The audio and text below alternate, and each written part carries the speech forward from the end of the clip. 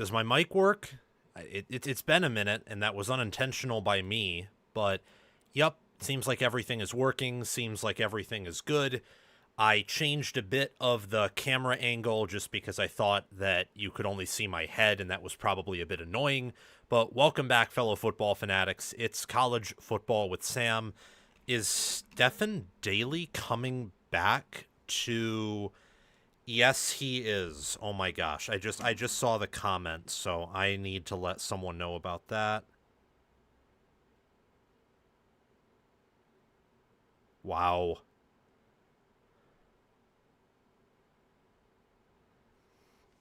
Holy. Holy moly. You know, we could make a segment on that. I might make a segment on that right after the show is done. We have a lot on our plate. Can't spend too much time on that, but just hearing that news that Stephen Daly came back to Indiana is pretty big. Daly was an integral part of their season last year and was the Big Ten's leader in tackles for loss. So now Indiana returns a much greater portion of their defensive production than they did last year. I mean, Daly was an all Big Ten, all American caliber player. I mean, his impact showed in the Big Ten championship game, and people were worried when he sat out because of injury. Not sitting out, that was the incorrect terminology, but he got hurt, like tore something in his knee, not ACL, but he had something that was all messed up there. And he was out for Alabama and for Oregon and for Miami. And they probably could have used him, particularly in that Miami game where they struggled to get pressure, only bringing 3 or 4 or even blitzing. But they won it all in spite of him. Now he comes back, and that is a pretty big deal. I'm curious to see how much he plays this year as he's recovering off that injury, but and he was a freak last season. With that being said, though, you've seen the Big Ten tier list for quite some time. It's just taken me this long to get here. You've seen on the title that Oregon, Indiana, and Ohio State's title chances are being covered tonight. And we're also going to be reacting to the Coaches Poll at the end, to bold predictions, and a lot of other things. And I'm just really excited to get to all of this. So before we start, make sure to like, make sure to subscribe, make sure to hit that notification bell, and also like the stream, be active in the live chat and all those different things. And I thank you very much for tuning in. So let's get right to it. Big Ten tier list is up first. The Big Ten entering this season really has a chance, I think, to be the deepest that it's ever been. And you still have the title contenders, also known as the Big Three, up top. So what I'm looking at here in the Big Ten, what determines this tier list is ultimately how good I think the teams are. It's a combination of record as well. There's a lot of criteria that goes into my Big Ten tier list. The takeaway I want you all to see, and this will be listed in the title of the video when the segment drops, likely tomorrow, is I believe that 5 Big Ten teams are capable of winning the national championship. It's pretty insane to say. 5 of them. I don't even think all 5 will make the playoff. It's more likely only 4 or 3 of them will. There's even a world where only 2 of them make it. But if all 5 were to get in the playoff, I would tell you, yeah, any of those teams, from what I expect will happen this season, what I expect they'll be at the end of the year, any 5 of those teams can win it all. So this is my first ever Big Ten tier list for 2026. This is my first really tier list video ever in terms of tier listing a conference. So I'm excited to share this with you guys. I have my first Big Ten tier list for 2026 from the teams I think can legitimately win a national championship, down to the programs still rebuilding, whether under new coaches or coaches that are still trying to get their what's the word you call it? Just get their system installed and get everything ready for the season and make sure everything is good to go. And when I look at it, I think you really have not 3 tiers, not 4 tiers, but you have 5 to 6 tiers in 2026. My Big Ten football tier list for 2026 includes multiple tiers determined by how good I believe each team is, and to a lesser degree, the coaching staff individually, parts of the roster, and also the schedule and how I believe the wins and losses will fall impact where I believe the teams fall in this tier list. You have Ohio State, Oregon, and Indiana obviously positioned on top entering 2026. Michigan, USC, Washington, Iowa. You have a lot. Penn State, don't want to exclude them. A lot of teams that could be in that next tier, that tier 2, tier 3. And what's of the Michigan States? The Marylands, the Purdues, Nebraska, and Minnesota, I didn't put them in tier 2, but they could be in tier 3, and maybe I'm undervaluing them. So let's see where my Big Ten tier list falls, where the teams in the Big Ten are slotted in this tier list. And the first tier that I want to discuss is the Big Three. Indiana won its first ever national title last year. The Indiana football program is only going to get better. It's only going to evolve in the long term under Hoosiers head coach Curt Cignetti. Oregon, the Oregon football program, and specifically this Oregon football team, are competing for a national championship this year. And if I were to put one of these teams in a tier of their own, so you have the Big Three, but maybe you have sub-tiers, and one of the sub-tiers would be this team is winning the Natty, that would be Oregon this year with what they bring back, the fact that they have been through battles, they have emerged from those battles stronger. Indiana and Ohio State and Georgia and Michigan and all these programs that have won titles recently, including Alabama, have been through their bludgeonings and have had learning experiences. Oregon's no different from that. Ohio State is up here as well. Right now, if you look over the past 5, 6, 7 seasons, you're looking at a team who, across all those seasons, would on average have the highest power rating. They have a top 3 coaching staff. They have a wonderful roster. They have the best player in America in Jeremiah Smith. So what's really unique about the Big Three, in my mind, is it's not just these are the top 3 teams in the Big Ten. It's more than that.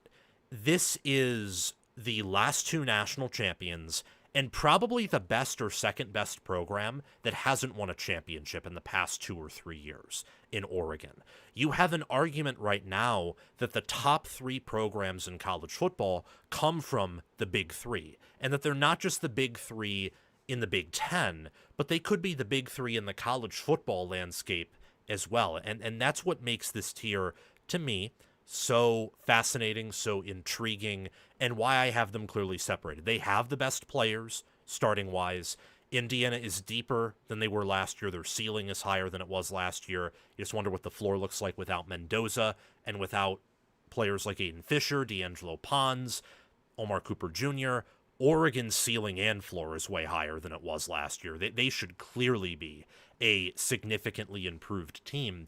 And Ohio State should be more balanced. They lose the most NFL talent out of those teams. They have the toughest schedule, but they were so bad offensively relative to what they have been on offense under Ryan Day that I expect some improvement there. And with Matt Patricia, a wizard of calling defenses, won multiple Super Bowls, first year ever in college football, commanded anywhere from the number 1 defense at best to the number 3 defense competing for number 1 at worst. He's going to have a top 10 defense again. So those are my top 3. I don't think you can argue for any of these teams to be outside of the top 3, at least from what we know right now.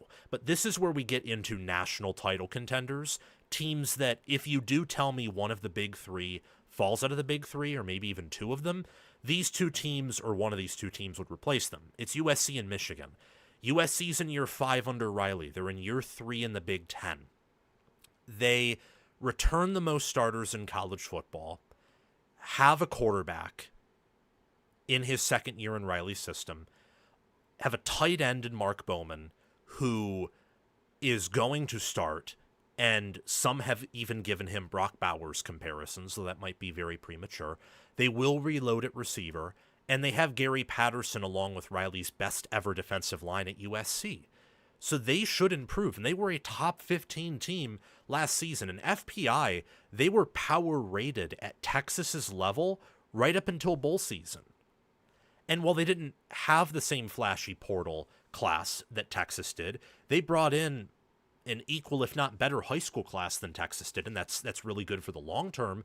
In the short term, some of those players will start, and I expect USC to take a leap. I think they will be a top 10 team this year. especially in power ratings. And for their schedule, as long as they can clean up most of their road games, which none of their road games except for Indiana will be against top 10 teams, it plays out very favorably. 3 of the best 4 teams on their schedule are in the Coliseum, including Oregon and Ohio State from Tier 1. So I love USC this year. Michigan, you have to think that going from Sharon Moore to Kyle Whittingham is a massive upgrade, and that Michigan returns a similar amount of production comparable to USC and Oregon. Were they as good as those teams last year? No. Was their coaching more comparable to a D2 coaching staff than a Power 4, Power 5 coaching staff? Yes, of course. Now they have inarguably a top 15 staff, possibly a top 10 staff. They return a quarterback who had struggles as a true freshman last year, but true freshman with no QB coach and with Sharon Moore. How elite do you want him to be unless he's the second coming of senior, junior Cam Newton as a freshman? Like, seriously. So he should improve. Michigan, along the lines of scrimmage, should improve. They were very underwhelming there last year, particularly in big games. They should improve in the defensive backfield. The one area that I'm looking at where I think they're probably regressing is going to be linebacker. And for USC, they're probably going to regress at receiver, say, because of how freakish McKyleman and Jacoby Lane were. But I trust Whittingham with defense, and that staff, especially with Jay Hill, figuring out how to create a good defense with limited personnel, as Hill had to do at BYU and as Whittingham had to do at Utah. It's the same thing with USC and Dennis Simmons. They're always going to have good wide receivers. So I'm not going to start doubting these staffs right now. And they each have top 10, top 15, and arguably talent composite rosters when looking at recruiting. So good recruiting, good staff. They return a lot. They were top 20 teams last year. USC was top 15. Michigan's schedule is much tougher than USC's, but this is much more of a team quality, coaching quality, power rating, power ranking tier list than predicting the order of finish in the conference, which might look a little bit different than this, though would be very similar at the top. Tier 3, we are going to reference the Seattle Seahawks here in the Legion of Boom. The Legion of Boom was Pete Carroll paired with a Seahawks roster that had probably the best secondary in college football for a few seasons, including Richard Sherman. They consistently fielded, I think, top 3 NFL defenses, top 5 NFL defenses for like 3 or 4 years in a row. Then it slowly fizzled out as Pete Carroll aged, as they had to replace those players, because in the NFL, you have to rotate your roster consistently like you do in college football, but it's not always the same type of process. The NFL is a bit different than college football, obviously. Washington I put in this tier 3, and name it the Legion of Boom, because I do not believe they're national title contenders like Michigan and USC. Michigan and USC, if they won it all, I'd go, really? But really in the way of what happened with Indiana, Oregon, and Ohio State, how did those teams beat them? Not that I'd be shocked or on the floor having a heart attack if USC or Michigan won it. They have the players and good enough coordinators where they can get hot and they could make a run, and I could see USC or Michigan winning it all. Washington, a lot more would have to go right. I don't quite trust them on the lines of scrimmage yet, the way I do Michigan. I don't trust their offense the way I do USC's, or their talent profile like I do USC's or Michigan's. But here's the thing. They might have the best defense out of the bunch, and they might have the best defense in terms of stopping championship caliber teams out of the bunch. They have the best linebackers out of USC, themselves, and Michigan by a mile. And if you look at their metrics last season and factor in who they played in their schedule, they have the best rushing defense out of those 3. And that is such a non-negotiable, especially when you look at their schedule and they host Indiana or they travel to USC. Those are run first, have to be run first offenses. They don't play Ohio State, who under Day and with the players they have and have had, usually they can switch up to be more of a pass first attack and have success with that. Oregon has the weapons, the quarterback, where proof of concept, they can be pass first. I think that Indiana and USC could too with what they have, But Washington's schedule matches up favorably in a good way for Washington when you look at Washington's defense and when you look at the quarterback they have in DeMond Williams, who is more athletic and has a higher ceiling than Jaden Maiava, and is also simultaneously more proven than Bryce Underwood. The two are not mutually exclusive.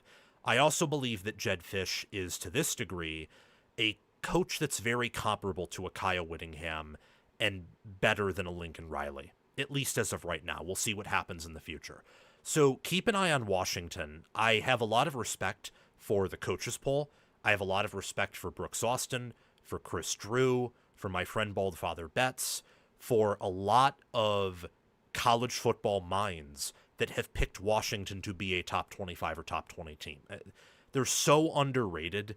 It's insane, but if you watched them play last year, if you watch film, if you peruse, analyze stats, these are your top 6 teams, and Washington is certainly in that top 6, and I think pretty firmly.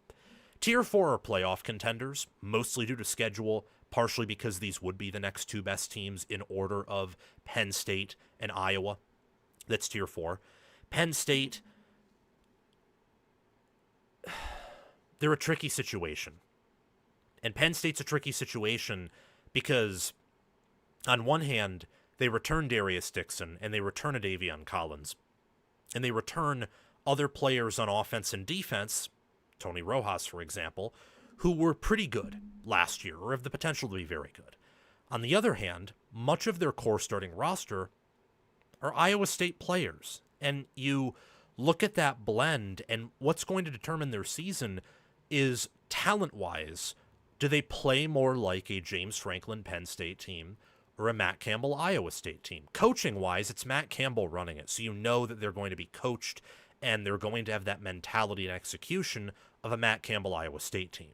But is that with a Iowa State level of talent, or is the roster closer to a Penn State level of talent? Because that will determine a lot. If they have a pure Penn State talent composite, or they play like it, they could go 11-1. If they play like Iowa State and say they get an injury or two, they could go 7-5. And that is with what I would say is confidently the easiest schedule in the Big Ten. So Penn State could be a playoff contender. They truly have a 0% chance of winning it all. It's the same thing with Iowa. Iowa could make the playoffs because they have a workable schedule. They have a non-negotiable in Phil Parker's defense, and you have Cade Piper, you have Jack Dotzler, you have Zach Lutmer, Deshaun Lee, you have Trevor Locke. Those are all players I named who could be All-Americans, mostly on the offensive line or the corner room. And Jaden Montgomery is a pretty damn good linebacker as well. I'm high on DJ Vanami, their tight end. You cannot have what they do at quarterback and say that they even have a 1% chance of winning it all. What they do have more than a 1% chance of doing is beating everyone on their schedule except for Ohio State, Washington, and Michigan, who they all play back-to-back, and they have a good chance of knocking off at least one of them. There's a world where I think they could even knock off 2. They're not going 12-0, though, much like Penn State. There's too many holes on the roster. A 10-2 Iowa, certainly an 11-1 Iowa, but probably 10-2 if Michigan, Washington, and Ohio State, of course, will finish ranked. But if they have 3 ranked opponents on their schedule and beat one of them and beat everyone else, 10-2 Iowa could get in the playoffs. So I have them in Tier 4. Tier 5 is named better than their record. These are teams that I have power rated as an average, maybe above average Power 4 team, but their schedules are brutal, particularly Northwestern's, who I think has the toughest schedule in terms of exhaustion because their bye is in week 2. So by November, that team might be a top 50 team, even though on the season or earlier in the year they were a top 30 team. They're not very deep, and they play, I think, Indiana early, and then after that they play Minnesota, Iowa, Ohio State, and Oregon all in a row, and 3 of those games are on the road. That is a brutal schedule with a week 2 bye. Minnesota does not have an extremely tough schedule, but it is enough with Michigan at home and Indiana and Washington on the road where on top of Iowa at home, and they've had issues against Iowa.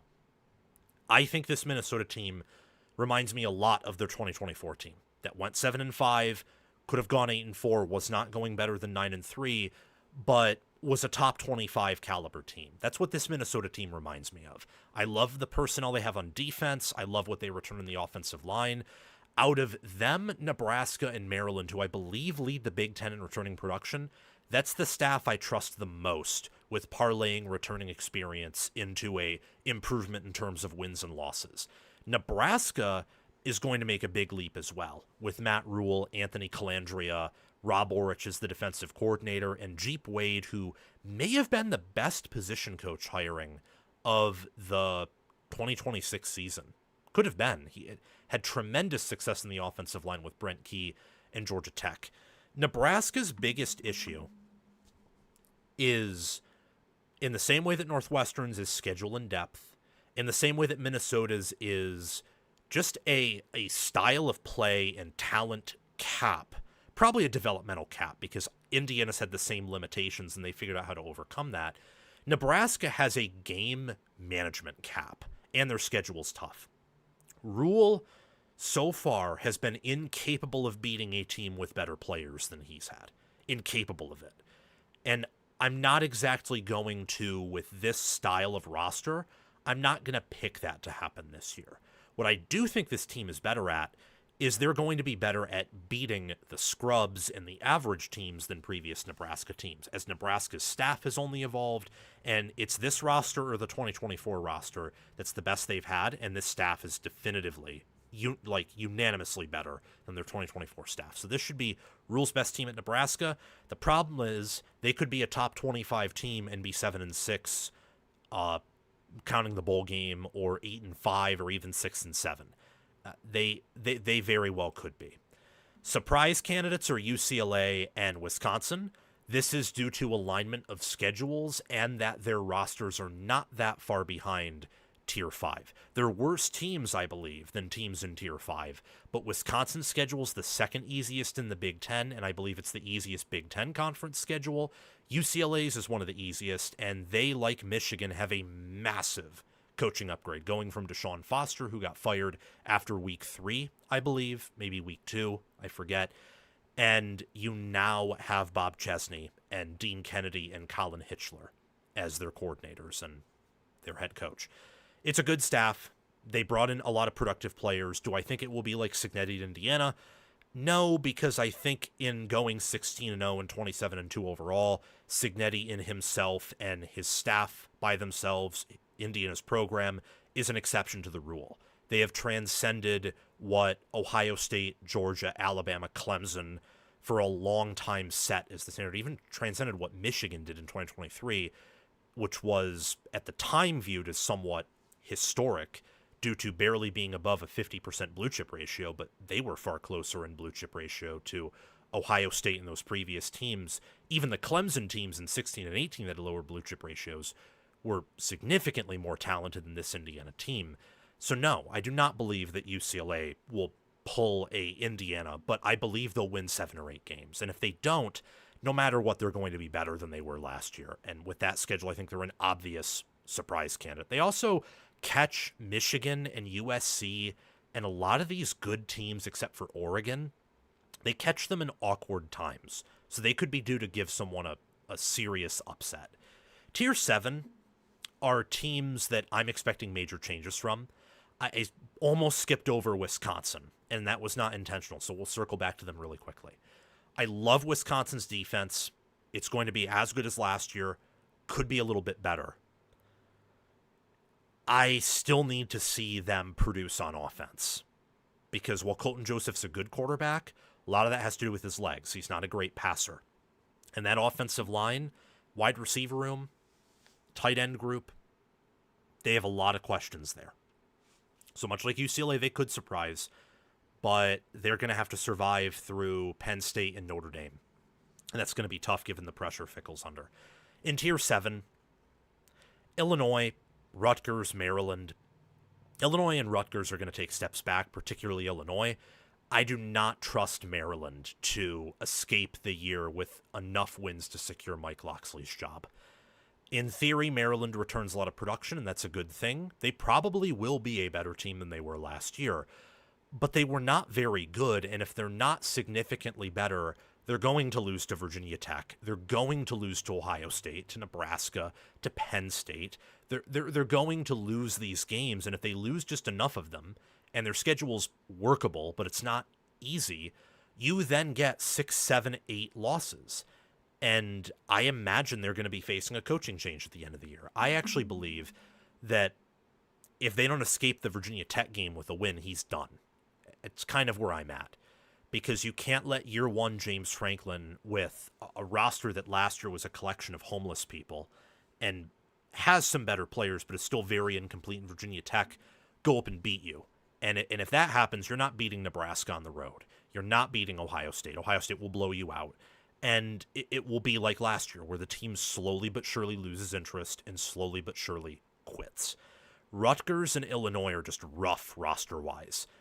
Illinois loses everyone from their starting core, and while I have Brett Bielema as a top 25 head coach, Bielema, along with returning corner Xavier Scott, and I forget one of the safeties they return, but outside of a few players like Tanner Heckel, Xavier Scott, the player I was thinking of is Matthew Bailey, I don't really like anyone on that roster except for some of those players, and the staff is good, but I don't believe it's good enough to overcome what they're losing. Rutgers is in a similar situation. They allowed teams to run on them for 7 yards per carry last year. You don't fix that in year one, even if they make progress, and they lost a quarterback who, for them, may as well have been historic in Ethan Kaliakmanis. I like the offense. I like what Kirk Shiraka is doing. They shouldn't regress too much, but yeah, when they lose some of the players that in the portal, Bo Masco, Ian Strong, when Kaliakmanis goes off to the NFL, I have a hard time seeing them succeed. And look, for Illinois, the major changes, they're going to be a whole lot worse. For Maryland, they'll get a coaching change. For Rutgers, they probably will get some coaching changes, or they'll look different in a way. All these teams will be different by the end of the year or for the entire season in one way or another. Tier 8, it's Michigan State and Purdue. There's not much to talk about. They're basketball schools. They probably have the 2 best basketball coaches in the Big Ten, in Tom Izzo and Matt Painter. Michigan State, they didn't do much in the portal. Pat Fitzgerald is on a very cheap contract and won't have his own athletic director standing by him. And Barry Odom just inherited possibly one of the roughest situations in college football history at the Power 4 level in Purdue, with how Ryan Walters burnt them down, and they had some good players, so the portal pillaged much of that roster when Odom took over. So if one of those teams proves me wrong, I'd be happy, but I don't like what they have in terms of roster at all. I mean, there's a reason their win totals are 3.5. So tiers 1 through 8, a lot of tiers, but I think the Big Ten has a lot of different teams in style, in power rating. They have different staffs. It's going to be a fascinating season, but ultimately the big three are still going to be the big three, whether in the Big Ten or in college football. Michigan, USC, Washington, maybe Penn State and Iowa will be contending for having a place at the top or a place in the playoffs. And everyone else, especially Michigan State, Purdue, Illinois, Rutgers, Maryland, are going to be fighting for scraps. You could see a coaching change with Wisconsin at the end of the year. Could see coaching changes at Nebraska or Minnesota. I know PJ Fleck has looked at other jobs. Matt Rule at Nebraska, that is a situation with some tension after how last year ended. It's going to be a fascinating year, and thank you for listening to and watching my Big Ten tier list. Can't believe I forgot that. It's going to be a fascinating Big Ten football season. Thank you for listening to and watching my 2026 Big Ten tier list. Let me know how you would tier list the Big Ten down in the comment section below. Okay, that was about a, I think, 20-minute video, so a little bit longer than I wanted. Actually, no, I wanted it to be 25 minutes. Yay, we were on time, and that is very good. That is very, very, very good. So let me just make sure I'm all situated in the proper place that I want to be. Let me make sure. Let me just look at the comments here. Wow.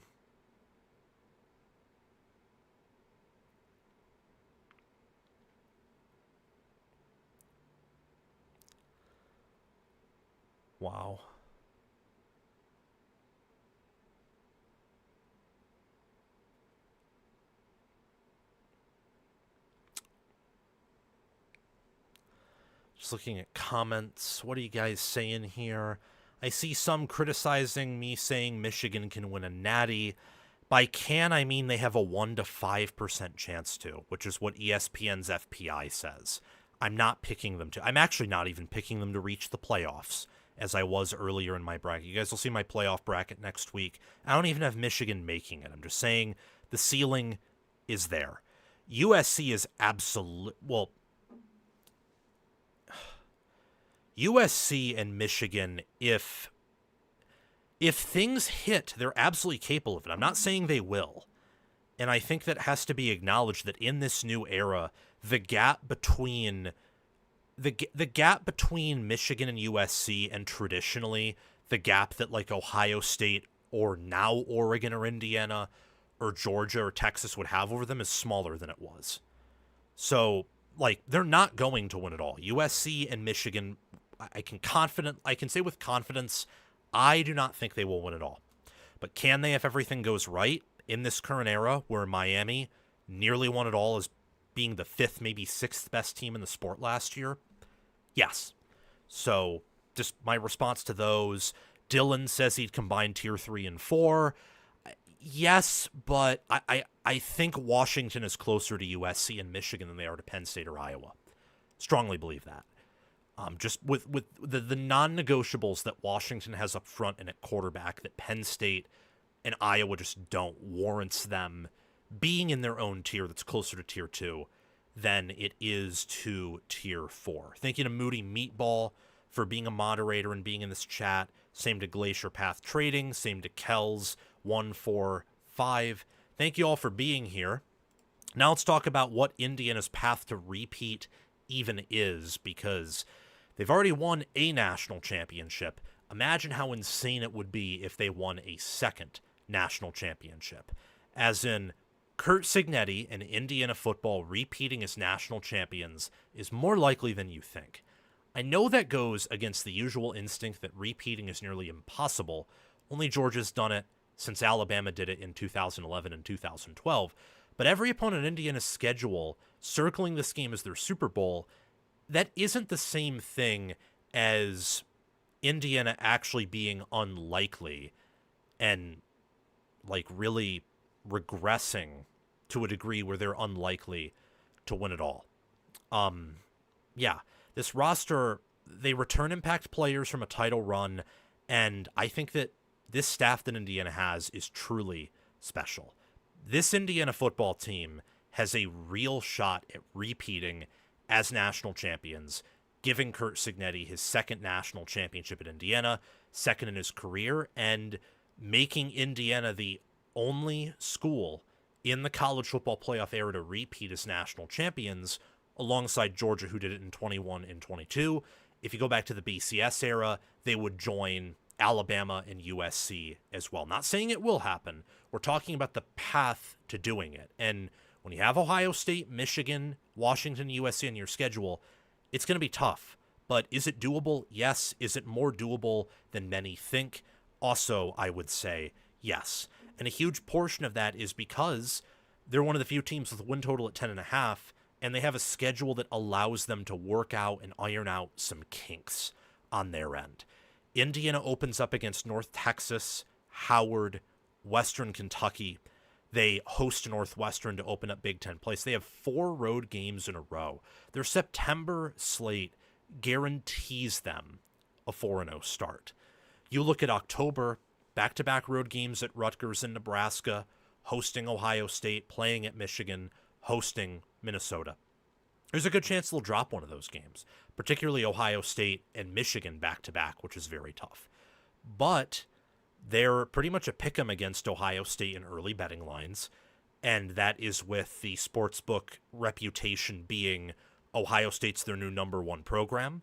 So sharp money is going to be on Ohio State in these early lines or just in lines in general, more than any programs. The fact it's a pick'em means that there is some doubt about whether or not Ohio State is going to win this game, maybe even some doubt as to whether or not Ohio State's the better team from some. And that's major because that's the toughest game on their schedule.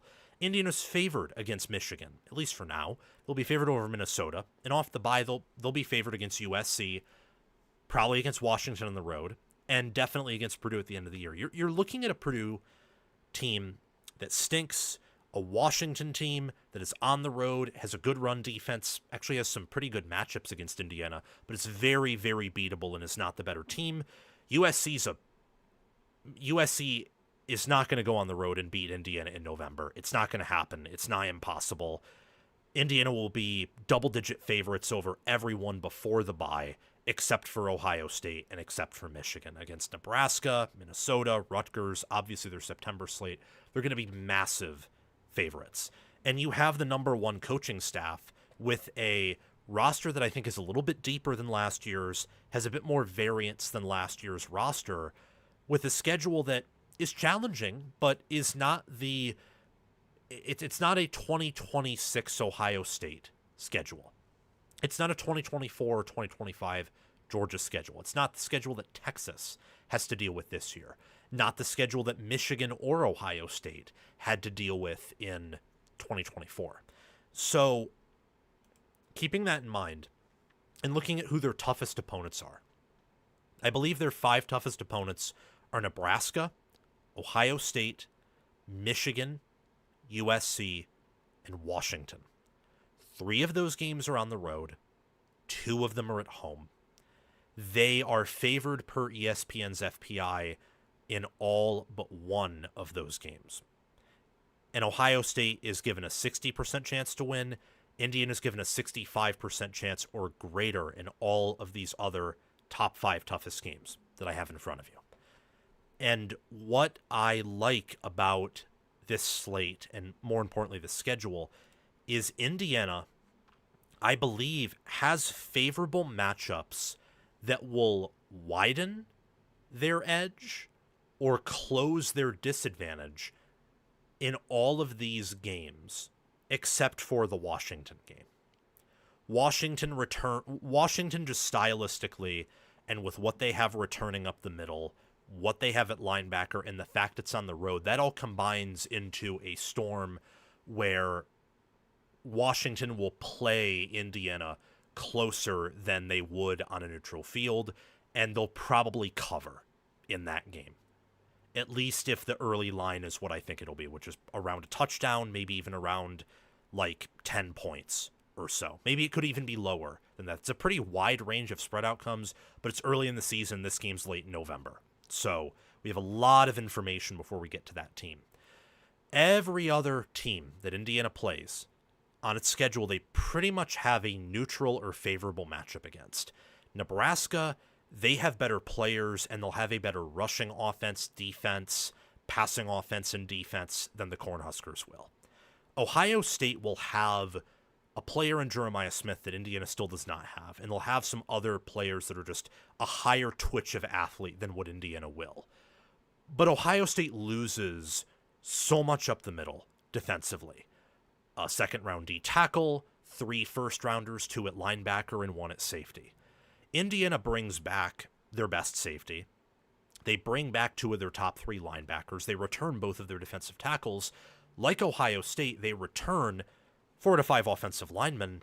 And while Ohio State and Indiana, I think, had a lot of similar issues on the O-line last year, Indiana was much better independently at run blocking and running the ball than Ohio State was, schematically and just from a player standpoint. Even their receivers were more physical blockers than Ohio State's receivers were. So in a run defense, run offense way, Indiana will have the advantage in that matchup. Passing offense, we'll have to see. Passing defense, we'll have to see.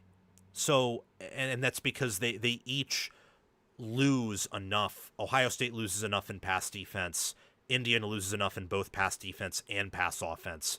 And Ohio State will have to see how much of a step Julian Sayin takes, We'll have to see if Indiana has an easier time defending Ohio State's passing attack now that Ohio State presumably has only one and not two first-round receivers.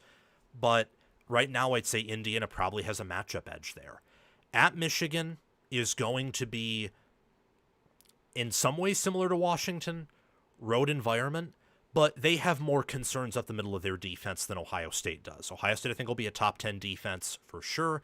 Michigan, they have a bit of a lower floor and also a lower ceiling. They don't have all Big Ten linebackers like Ohio State will. They have similar concerns in terms of, I don't think their D tackles are dominant, like I think Indiana's and Oregon's are. And passing defense-wise, they were pretty bad last year. They have a coaching upgrade, but how much is that going to impact them? And then offensively, if Bryce Underwood is anywhere close to what he was last year, he's not doing anything against this Indiana defense.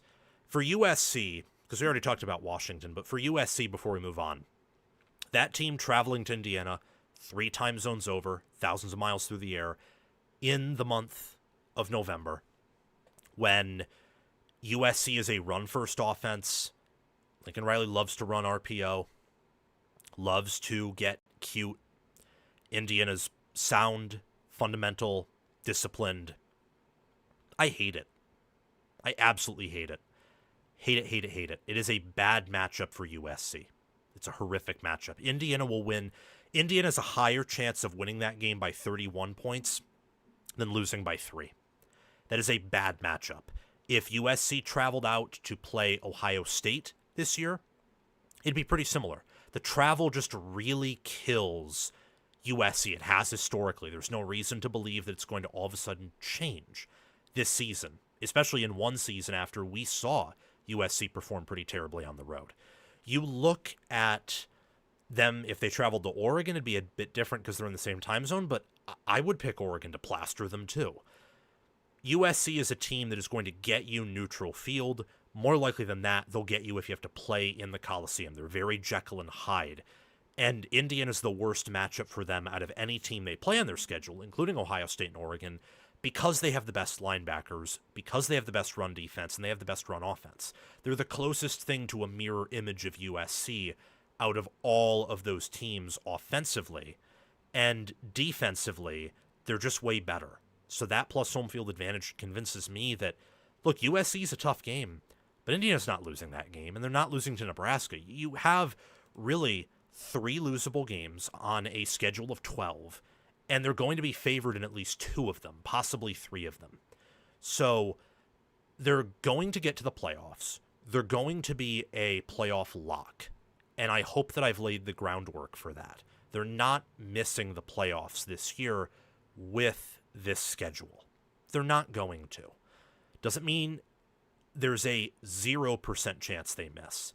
When I use the term playoff lock, I use it in the sense of they're 99% likely to get there, because even a strong lock can be broken. But I think that there's only 1, 2, maybe 3 teams that have a higher chance to get to the playoff than Indiana does this year. And one of them would be Notre Dame. With their schedule, Georgia and Oregon would be the other contenders. Indiana, last season, their sole weakness was protecting the quarterback. Their offensive line was really good at running the football, was really physical in that department. But at times, they got beaten up pretty badly, and they got whipped in pass protection. Miami did this. Penn State did this. To a lesser degree, Ohio State and Iowa did that. They were pretty good against Oregon the second time around, although with how the game went, they didn't really need to be elite there. They were a bit shaky against Oregon on the road, but that's in Autzen on the road against those NFL players. Like, any offensive line would have been shaky in pass blocking.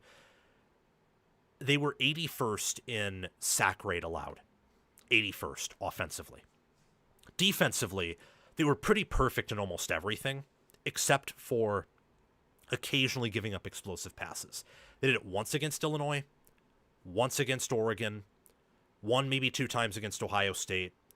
They did it against Oregon the second time around too, although that was later enough in the game outside of the Jamari Johnson 3rd and long touchdown that it didn't matter, and they gave it up against Miami a few times as the game progressed. They should be better defensively. The biggest question is offensively. Where do they improve? Where do they regress? Because you lose round 1, pick 1 at quarterback. You lose 2 1,000-yard rushers, a 3rd round tight end to Pittsburgh, the Steelers, not to Pitt, and 2 NFL receivers, Elijah Surratt and Omar Cooper Jr. And your offensive line, while good at some things and shaky at other things, though I will give Carter Smith a lot of grace for a torn labrum, that will kill you as a player, especially if it's on you're a left tackle and it's in your left arm as his was. Yeah, it's going to suck. He's going to be way better this year than he was last year. Last year, probably a bit overrated at times. This year, I think that he will earn what he did last year in a more real way, because he won't have that injury that he did for last season that like killed him at times, particularly in that Miami game. I think that he is going to be a much better player this year, and he's going to take a leap. And I expect the offensive line in a lot of areas to take a leap. But it also has to be noted that what Indiana returns on offense minus Charlie Becker and minus bringing Nick Marsh was their worst position group last year, outside of maybe running back. Quarterback and receiver were definitively your top 2 positions. Tight end was probably alongside the offensive line. Nowakowski was just so underrated and so good in blocking, in catching, in creating yards after contact. He was perfect for them. So the offensive line is going to need to improve by quite a bit for the offense to not drop off. If you're expecting a normal drop-off with the type of production they have to replace at receiver, at quarterback, at running back, at tight end. Defensively, again, with how much they return, particularly up the middle, defensive tackle, linebacker, Amari Farrell's back at safety, and with what they brought in the portal, I'd expect the defense to take a step up, particularly in stopping the run, and also, I will say, in getting to the quarterback. I think that, like, in terms of schematically, they were great at getting to the quarterback. Athletically, they had some issues getting to the QB when the schemes couldn't get there. The Miami game is an example of that. I think they will have an easier time this year getting there just on their own power, and that plus Bryant Haynes' schemes and the pressures that he brings, the deceiving looks that he provides, the stunts. Offensive lines will have an even harder time defending against this Indiana defense than it did last year's Indiana defense. It was a great team last year, and I look at the Hoosiers and think to myself that offensively, when you have that rushing attack coming back, when you bring in Nick Marsh to pair with Charlie Becker, when you have the defense they do, and when they completely fixed their special teams issues, so they're perfectly fundamentally sound. They're elite at development and scouting, and they're getting more talented blue chip ratio-wise and size and measurables-wise. That is a scary team. Very scary team. Indiana's path to repeat is ultimately going to come down to really how much they rebound after an amazing season last year. And that sounds really weird because you think rebound is in they disappointed. No, I'm talking about rebound as in they lost a ton. And I mean that. They lost a ton. How much can they rebound from losing that type of production? And that comes down to their coaching staff. And not just their coaching staff, but it comes down to if they got what they wanted out of the portal. And a thing that is outside of their control is it comes down to how many other staffs around college football utilize their talent at an elite level and favorably match up against Indiana. How many teams do that? Because that was something that really helped Indiana last year, is Ohio State and Miami were the most talented teams last year in a variety of ways, as was, I'd probably put Oregon in there with them, Ohio State is the most talented team, Oregon and Miami in their own tier of just raw future NFL talent. And then you had Texas A&M, you had Alabama, you had Texas, you had Indiana, Penn State, in terms of future NFL draft picks on the roster and NFL draft picks that were picked that season. Indiana wasn't the most talented there, but they were much more talented, far more talented than their blue chip ratio implied. And you look at that and what I just said, and what it all boiled down to is Indiana utilized their talent better than anyone else did. Ohio State had all that talent on offense and averaged fewer than 13 points per game against FPI top 15 teams. Oregon might set, they could set a record or tie a record for first round picks this season, and their two losses last year were to double digits because they committed too many penalties, they missed assignments in blocking, they turned it over too much, they weren't as fundamentally sound as IU. And last year they weren't as old, weren't as strong, didn't call the same type of game. Like Indiana starters last year were honestly better than Oregon's because of a variety of factors. Talent's not the only thing that matters. There's a lot of other things that do too. Experience, strength, because strength is a part of talent, but they're not the same thing. You look at this season, Oregon returns a whole lot. Indiana loses more than Oregon does. Oregon brings back more quality production than Indiana does. What if Oregon tightens down some of their discipline issues that they had last year? What if Ohio State takes better advantage of the talent that is on its roster? Well, then Indiana's roster, their projected starting lineup right here up on the screen, it's probably as good as it was last year overall on average. I would even say probably better, but where the production comes from, where the good players are, also matters. And last season, Indiana had their best player on their team at quarterback, another one of their best players on the team at corner, then at wide receiver. Daly, who's coming back to Indiana this year, and that's amazing, was one of their best players on the team overall at defensive end. Like, those are premium positions. Premium positions to have your best players in. Does Indiana have that this year? Will their best player, will their elite first-round picks be at quarterback? Will they be at corner? Will they be at defensive end?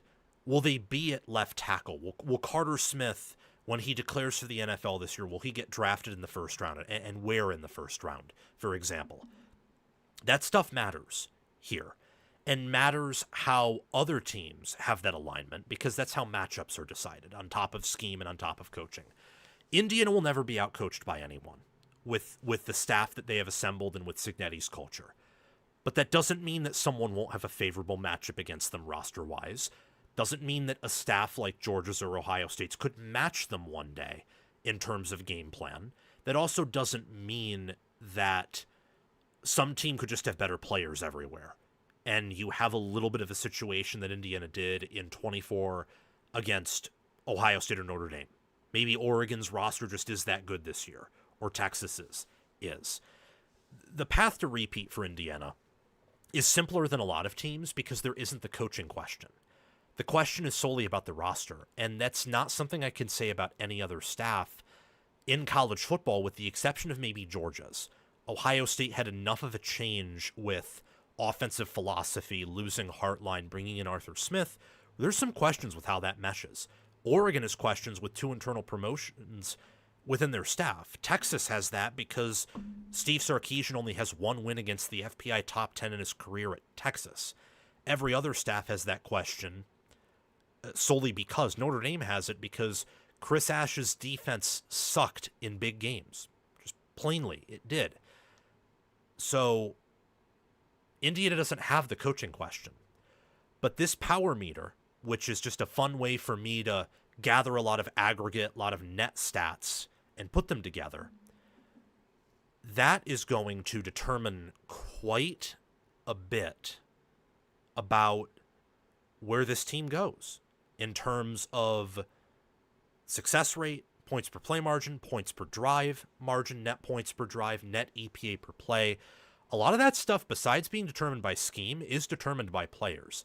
Indiana won it all last year because their staff was the best, and they had the best coaching season by quite a bit. But their starting roster at the end of the year was definitely top 10. You take a look at their starters and line them up against other starting cores, there are only a handful of teams that I could count on my hand that you'd rather have starting as your starting 22 than you would those players. Is that the same this year? I think it's going to be. If I'm right, then they're top 4 for sure in odds to win it all with their schedule, if not higher than that. There is a world where they're not, though. So that's the only question about Indiana and their chances at repeating here is how much worse is this roster than last year's, if at all. We know the coaching staff is elite.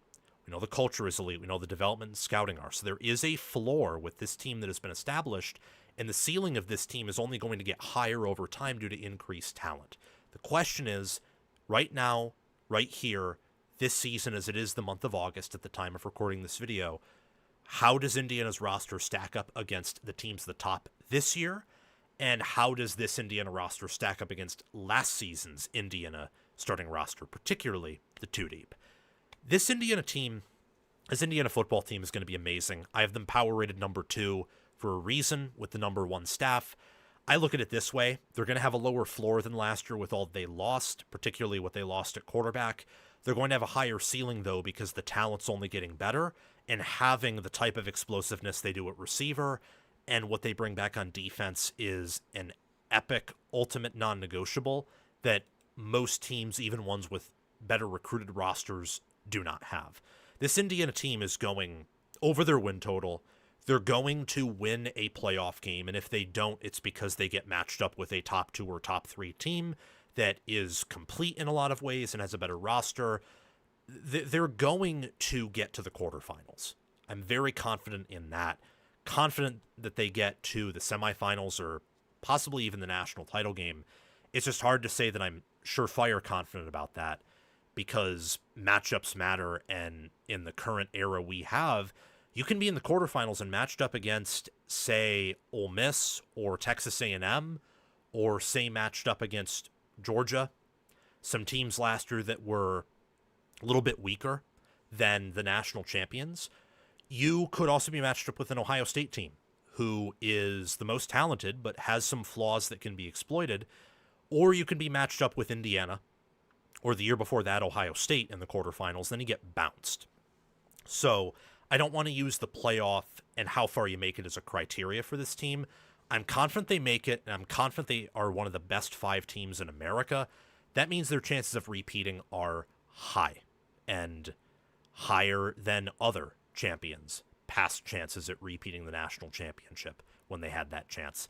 It's going to be an amazing season for Curt Cignetti, for Indiana, and that is Indiana's path to repeat, is make sure that the roster does not regress from last season's. Maintain that standard, doing it in a different way because of the change of style at quarterback, because of the change of style of receiver, because of the newness at some positions, but maintain that level of discipline, and more importantly, maintain that level of strength, maintain that level of chemistry, and increase the depth compared to last season's team.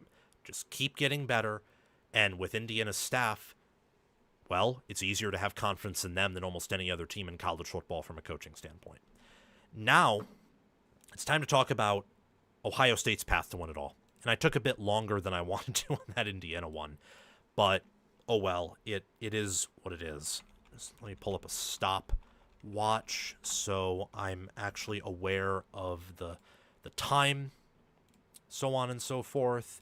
Love that all of you are in here. This is so far an absolutely amazing live show, and we'll continue. Just make sure to like the stream, make sure to subscribe to the channel, hit that notification bell, and do your thing. Support the show. Let's talk about what Ohio State's path to win it all is, though, because this path is a little bit different. Ryan Day already has one national championship, and I want to break down what it would take for Ryan Day and Ohio State football, this Ohio State football team, to win their second national championship. The Buckeyes return Julian Sayin, Jeremiah Smith, Bo Jackson, 4 to 5 offensive linemen. They bring in Chris Henry Jr., who will start as a true freshman. And defensively, you got Devin Sanchez, Jalen McClain, Kenyatta Jackson Jr. back. They have the talent. They have the number one player in the country in Jeremiah Smith. But they had a lot of those things last year, including more first-round picks. And they lost the Big Ten championship game to Indiana. And Miami kind of dominated them in the college football playoff along the lines of scrimmage. It's why they brought in Arthur Smith. It's why they made some of the moves in the portal they did. It's why they made an effort to bring back their offensive line. And I think that the best place to start with what Ohio State's path is to win it all this year, is how do they handle the schedule that is in front of them? Ohio State's win total in my lifetime has never been under 10. It's always been at 10 or higher since Urban Meyer got there. It's always been that way. And now it's at 9.5. And it's at 9.5 not because Ohio State's not good. After all, they're the favorite in every book you look at. Every sports book you look at is Ohio State favored to win the Natty. It's kind of crazy, in a way, given the schedule and given the win total they have assigned to them. They play Ball State, Texas on the road, Kent State, Illinois, Iowa on the road, Maryland at home, Indiana on the road. Off the bye, they play at USC. They host Oregon. They host Northwestern. They play at Nebraska. And they host Michigan. That is a brutal schedule, a tough schedule. And how they handle that is going to determine what their path is. If they don't handle it well, and they're losing most of their big games, or when they win a big game, it's because they escape Oregon with a massive home field advantage and a time zone advantage and a travel advantage at home, or they're escaping Iowa and they're winning all these close games, but against 2 or 1 of Texas, Indiana, Oregon, whichever one is the best or whichever ones are the best, they look outclassed, as they did against Miami last year on the lines of scrimmage. Well, those teams probably have a more complete defensive backfield and a better coach than that Miami team did, or an equivalent coach. Probably a better quarterback too.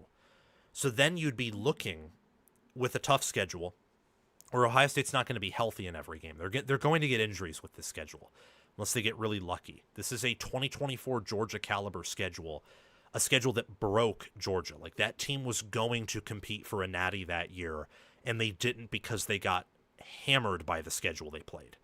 That's the schedule Ohio State has. It is. With Texas, Indiana, Oregon all being preseason top 10, top 5, top 6. Michigan and USC could be fringe top 10 teams. And in between, they have games against Iowa on the road. It's not a pushover. They have Nebraska on the road before they play Michigan. It is a trap game. How they handle the schedule is going to determine everything, because it is a tough schedule. If Ohio State had Indiana's schedule, to a lesser degree Oregon's schedule, if they had almost any other schedule in America, their odds of winning it all would be higher, perhaps significantly higher, with the exception of maybe 5 to 10 other schedules. It's a tough one. It's a very tough one. And that is why their win total's at 9.5, while simultaneously they're favored to win it all. Because the books, along with any preseason model without human intervention, would have to have Ohio State at number 1. Why? Well, that's because when you look at the past 5-6 years, they on average are the number 1 power rated team. They have the highest average power rating in that time frame. And that's mostly what preseason power ratings are, is priors from the prior season. And they return a lot at quarterback, a lot on offense, and you trust Patricia on defense with the talent they have to reload and field a top 10 defense. The question isn't staff. The question, to an even greater degree, isn't really talent, although losing the amount they do means that if they take a step back, combined with the biggest question, the schedule, they could miss the playoffs entirely. And what Ohio State's path to win it all really boils down to is, can they maintain the standard that they've set under Day in a new era with a tougher schedule than ever before, with a different strategy and with a different build. When I observe Ohio State's toughest opponents, this group of 5 opponents is perhaps the toughest you could ever ask for in college football. Oregon, Indiana, and Texas are my top 3 preseason teams. And Texas and Oregon are my top 2 preseason rosters. It's absurd. Completely absurd. And Ohio State plays 2 of them on the road. They also play USC on the road, but they get Oregon and Michigan at home. When I look at these games, Ohio State could have a matchup edge in all of these games. They could have a matchup disadvantage in all of these games, I think, except for the Michigan game. They host Michigan. Michigan has a first-year head coach. Michigan is weak enough, questionable enough in the middle of their defense and up front defensively outside of John Henry Daly at edge, where I think Ohio State will have a lines of scrimmage push or a slight edge, a big edge. They're not going to have anything more than maybe a 1% point disadvantage or something like that. And they have the outside edge, clearly the coaching edge, the home field edge. And as of right now, I would say they probably have a lines of scrimmage push compared to this Michigan team. And schematically, because they're going to be several years in a day system and Michigan will be in year 1 of Whittingham's system, Ohio State probably has an edge everywhere over Michigan except for I would say running back. Maybe corner, but I'm high on Devin Sanchez this year. There's so much variance in these matchups. Ohio State won't lose all of them, for sure. They're probably not going to win all of them, though. Texas, Oregon, Indiana are too good of rosters and staffs. USC and Michigan have enough talent where they could get Ohio State, particularly USC on the road with that time change. How I would put it right now is Ohio State has a matchup edge over Michigan. They have a matchup push against Oregon, in large part due to home field and Oregon having to travel their way. And I'm a bit uncertain about their matchup against USC. I think that as of right now, I'd side with Ohio State having a matchup edge there, but they also have to play USC on the road. Several time zones over, after playing at Indiana and before playing at Oregon. Or not at Oregon, but before hosting Oregon. That's a sandwich game for them. So even though roster-wise and certainly coaching staff-wise, Ohio State should beat USC, USC could sell out for that game with a bye after and Wisconsin and a bye before that beforehand. USC will and can sell out for that Ohio State game. I don't know if Ohio State can with the schedule they've been provided. I know they're coming off a bye, but playing at Indiana beforehand will be an emotional game, and Oregon at home is going to be a game that they're definitely going to circle. It's a home game, going to be a top 5 matchup. Indiana and Texas is where things, I think, get the trickiest. If Ohio State can emerge with a win, particularly over Indiana, then that's going to be huge. I think Indiana or Texas, those are the toughest games on their schedule right there. Texas is a bit more variance. They have better players overall than Indiana does. However, their staff isn't as good, and I don't think their schematic matchup or what they want to do versus what Ohio State wants to do is as favorable as Indiana's matchup against Ohio State. Texas is probably the number 1 snowball team in America. And by that, I mean a team that can force you to go 3 and out 3 times in a row, and they score 3 touchdowns in a row. It's them or Oregon. Those are the top 2 snowball teams. And again, Ohio State plays 2 of them. They play both. Indiana could be the number 1 snowball team because of what they did last year. Like last year, that's how they beat you. They just let you make mistakes. They didn't make mistakes, and when they were on in that playoff, that was the number 1 snowball team. So a lot of it is going to come down to how does Arthur Smith merge with this roster? How does this roster rebound after losing NFL talent? And how healthy do they stay? Do they sustain a lot of injuries? Do they stay mostly healthy? Because Ohio State's Ohio State. I can see them going 12-0. It's Ohio State. Would it shock me a little bit with this schedule? Yes, but they're the Buckeyes. They're led by Ryan Day.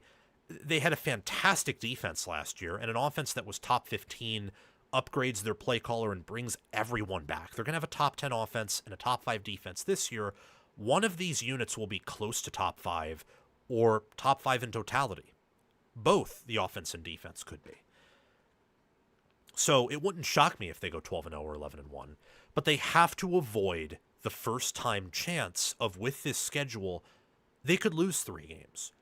Or they could go 10-2 and are safely in the playoff, but they're so banged up that they don't win it all, or they even can't win it all with how banged up they are. So there's a lot in Ohio State here that is in their control, but also what's outside of their control. Let's talk about what's in their control first. What's in their control is doing better running the football. I have said before that I don't think this cadre of Ohio State offensive linemen is full of freaks. They don't have the same freaks on that line that they did under Meyer or the earlier part of the Day tenure. Like they don't have a Donovan Jackson or Paris Johnson on this offensive line. They don't. But they still have a lot of talent there. They still have a lot of NFL players on that offensive line. I like everyone on their offensive line individually, except for Phillip Daniels. That's 4 out of 5 all Big Ten, 1 or 2 of them all-American caliber offensive linemen that they have, in my opinion. You should be able to run, even with this schedule, 4.5 to 5 yards per carry. And with last season's schedule, that would translate to like 6 yards per carry, because last year's schedule was a cakewalk until the final 2 games. They ran for 4.3 yards per carry without taking that many sacks. It was not a good rushing offense. Their rushing attack was so inept that they ran for fewer yards on Rutgers defense than Rutgers defense allowed for the season. That's how inept their rushing offense was. And that is on them. That is not on those players. Is it partially on them in the sense that they're no longer recruiting those freaks, or at least at the time they were no longer recruiting those freaks because the 2027 O-line class is insane?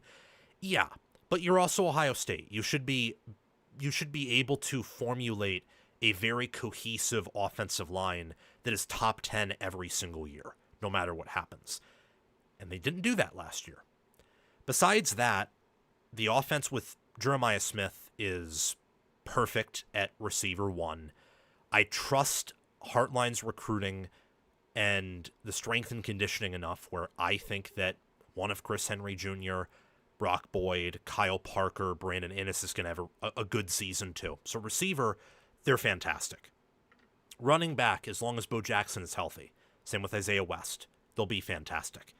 Julian Sayin, this is something I expect him to do. He will have to do a better job at reading defenses and not overthinking or panicking when there is not an easy button to press.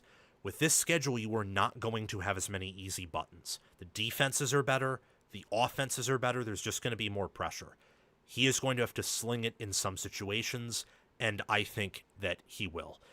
Defensively, there wasn't really anything wrong. I know that they were worse in turnovers forced per game than most teams in the country. Some of turnovers are luck. Another thing with this Ohio State defense is that they were all about keeping everything in front of them last year. It's why they led the nation in terms of sack percentage when they rushed 4, because they rarely rushed more than 4. They just like to sit in their zone and make sure that you couldn't move on them.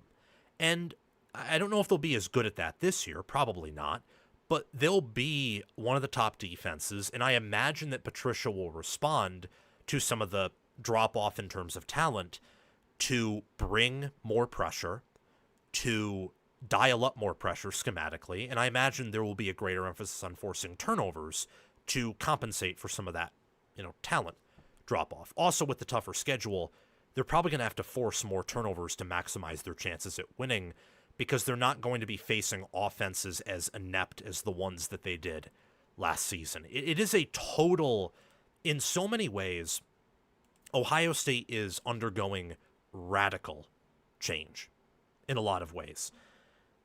And some of it's outside of their control, some of it's inside of their control. And they just need to control what is within their grasp.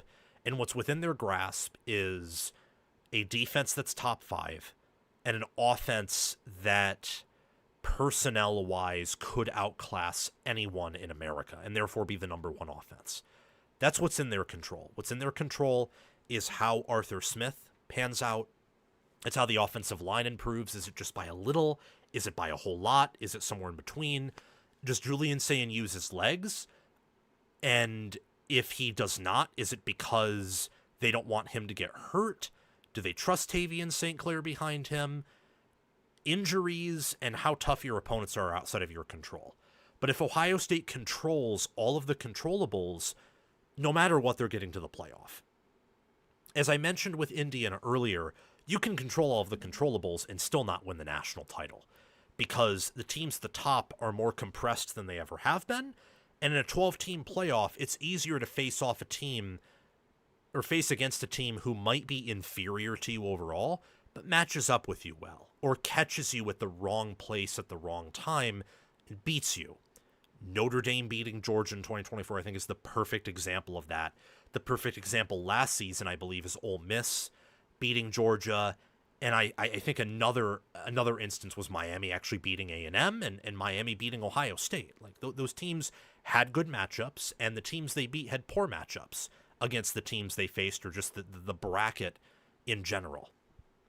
If Ohio State improves by a good bit on the O-line, Sayin takes a step forward, the defense doesn't take a big step back, a noticeable one, yes, but they're still top 10, then even with the injuries they suffer, and even with the tough schedule, this is a team that will be in the playoff conversation, and I think 90% of the time, if not more, makes it. If every change they made, positive or negative, ends up close to the best possible outcome. Special teams was a killer for them last year, and they brought in a really good kicker in Connor Hawkins. That is an example of controlling the controllables. Ohio State could be, by all accounts, a less talented team this year than last year, and yet win it all in part because they fixed special teams and they have better play calling offensively. So they're better able to utilize their talent in the biggest and brightest moments. It's a staff that's top 3 in America. The top 3 staffs, inarguably, are Indiana, Georgia, and Ohio State. And if you disagree with that, you have to tell me why. Because I don't think you got there from an objective pathway. If you exclude Ohio State staff from being top 3, you're biased in some way, or you're not seeing the full picture. And it's the same thing if you look at Georgia's staff or Indiana's staff and say the same damn thing. Arthur Smith is going to be running Ryan Day's offense, but he's also going to, hopefully, be instituting successfully some of his concepts that he brought from the NFL, where his calling card has always been, he has great rushing offenses. Now, was that due to personnel that he had? Because he did have Derrick Henry and then Bijan Robinson at some of his stops. Was that only due to personnel? Was it due to purely his scheme? Was it somewhere in between? It's likely somewhere in between. So what type of personnel does Ohio State have this year when they play in their bigger games? The type of personnel that is going to matter in an Arthur Smith offense, likely. Offensive line, tight end, wide receiver 1, and running back 1. The latter 2 of which are the most proven in college football are very close to it. Patricia's being paid $4 million for a reason, because he had one of the best jobs of any coordinator last year. And the players love him. This current roster on defense is still among the nation's best. I actually think they'll upgrade at corner, and they won't drop off at safety as much as some think due to the presence of Jalen McClain. So you have one of the best teams in America. The path to win it all is there. The path for Ryan Day to win his second national title, I think, is very clear, I would say. But I also, as I have done in this series, the path to win it all, I want to be equal in balancing the negative and balancing the positive. I want this to be very neutral, for it to be moments where you're like, what the hell is he saying? He's too low on my team. Or, wow, he recognizes this really good thing about my team that others aren't. Or if you're not a fan of either of these teams, you just appreciate the analysis here. Ohio State, from a preseason angle, is stronger at corner. They are possibly stronger at nickel, probably actually, which is where Earl Little Jr. will start. They are stronger at everywhere offensively with the exception of tight end, but defensively they're probably weaker everywhere with the exception of corner and nickel.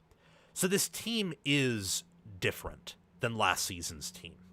And I would say it's probably going to be a similar quality team or a worse quality team, given what they lost to the NFL and how important those players were in the 24 and 25 defenses that were historic.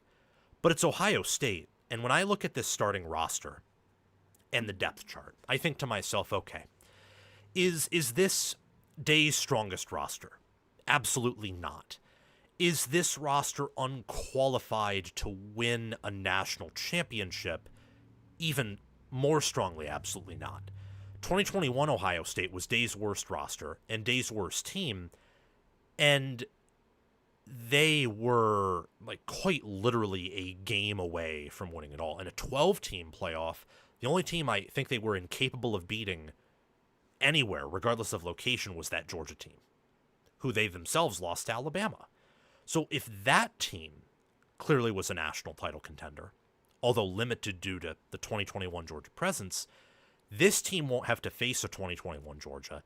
I believe they'll be better than the 2021 squad. And when you have players like John Walker or James Smith transferring in, when you have Christian Allegro transferring in, when you have Ian Moore, who looked really good against Miami and Purdue, getting his dues and starting at left tackle, if all those things pan out and Arthur Smith pans out, you're looking at the number one power-rated team. You're looking at a team who will win it all or come very close to it in spite of their schedule. You also have to keep in mind the things that can't be controlled, or you have to keep in mind the fact that not everything will go well. Ohio State's reloading job last year was one of the most impressive reloading jobs I've ever seen, and they didn't get everything right. They really messed up with the offensive line. Like, really, really messed up. I know that some people will say that I'm being too harsh on them, or I was, but when you factor how easy the schedule was, and out of all 3 top 15 teams they played, they had to hide their offensive line schematically, and it was a big reason why they only scored 13 points per game against the top 15, Texas, Indiana, and Miami. They messed up there. That was a disappointing unit. The good news is you don't need to be a perfect team to win it all. And my preseason metrics, combined with other preseason metrics and metrics from last season and returning production, say, along with every power rating model without human intervention, that Ohio State is the number one team or very close to it. And if you're the number one team, and you're truly number one, and clearly number one, and Ohio State has that potential, then in the end, you're going to win it all, or get very close to doing so, regardless of the adversity you face. So it's an intriguing year for Ohio State. On one hand, the win total, the schedule, the loss of talent over 2 seasons back-to-back in the NFL draft indicate that this team probably will take some steps back. On another hand, due to the play calling upgrade, and due to Jeremiah Smith and Julian Sayin and Bo Jackson returning, if certain things hit, they could win it all and have 2 natties in 3 years. They could win the Big Ten, and you could see them be a team that has an even more impressive reloading job than last season's team had, and last season's reloading job was damn impressive. Ultimately, the path for Ohio State to win it all, the biggest piece of this is Arthur Smith and what version of him you get. If somehow, some way, he is horrific, then this team's probably missing the playoff with that schedule. If somehow, some way he's the best offensive coordinator since Lincoln Riley, well then you're probably winning the Natty. It's probably somewhere in between. The question is, which pole is it closer to?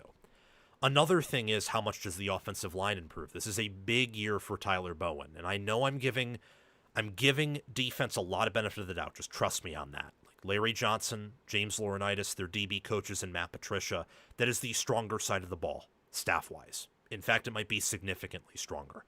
They will take a step back, but it will not be huge, and that defense will still be able to win them games.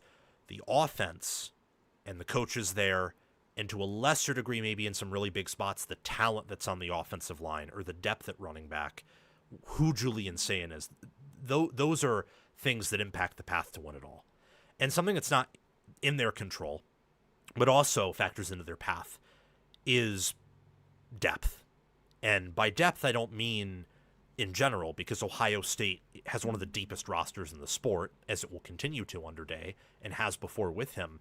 But factoring in this schedule, are they healthy enough coming out of it where when they get to the playoffs, they're good enough to go on a sustainable run? Or are they not? It's really hard. It's really hard to win it all. It's harder to win it all now than it ever has been before, because there are more teams compressed at the top, and because you can get a really favorable matchup in the quarterfinals and have an easy path to the title, depending on where you are in the playoff bracket. You could also get matched up with 2024 Ohio State in the Rose Bowl in the quarterfinals and get absolutely obliterated. So that's why when making these segments, I sometimes pause, I trip over my words, I do a double take or take back what I say, or try to hit every point in the head. It's really hard to win it all. But if Ohio State is going to, it's going to be because they hit on Arthur Smith, the offensive line takes a big step forward, it's going to be because Julian Sayin levels up his game, and Ohio State's schedule is either a little bit easier than I expect it to be, or they do get benefit and do get some luck in a sense, and they don't suffer the amount of injuries that I think a team that faces this schedule normally would. That's the path. It's these paths have some differences to them, but Ohio State's and Indiana's were not that different if you really think about it. A lot of it boils down to depth. A lot of it boils down to the matchups you play. And with Indiana, their path to getting to the playoff is easier than Ohio State's because of the schedule, and also because of, I think, where they return key players, so on and so forth. But I guess at the end of the day, it comes down to, I trust those two staffs. What does your roster look like, and how does it match up?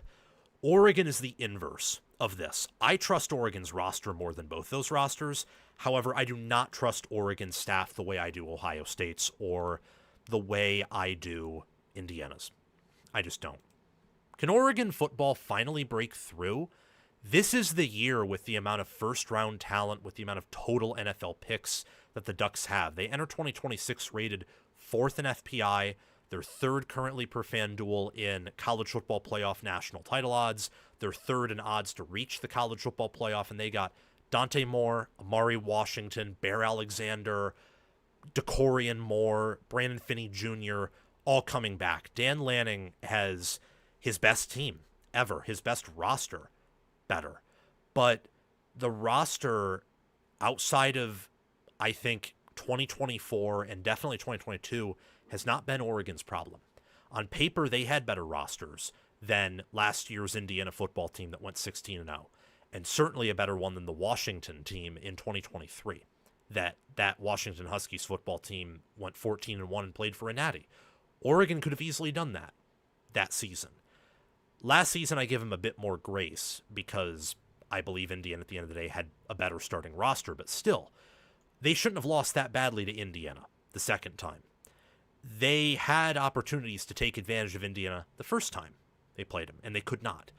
And getting hosed by Ohio State in the Rose Bowl, losing to Washington twice the year before, it is a point of privilege, and it is good to beat everyone you should, and actually beat some top 10 teams too, and only lose to national champions. That means you're on the right track. That is what Ryan Day and Kirby Smart and Nick Saban previously done. That's what Kurt Cignetti did in 2024.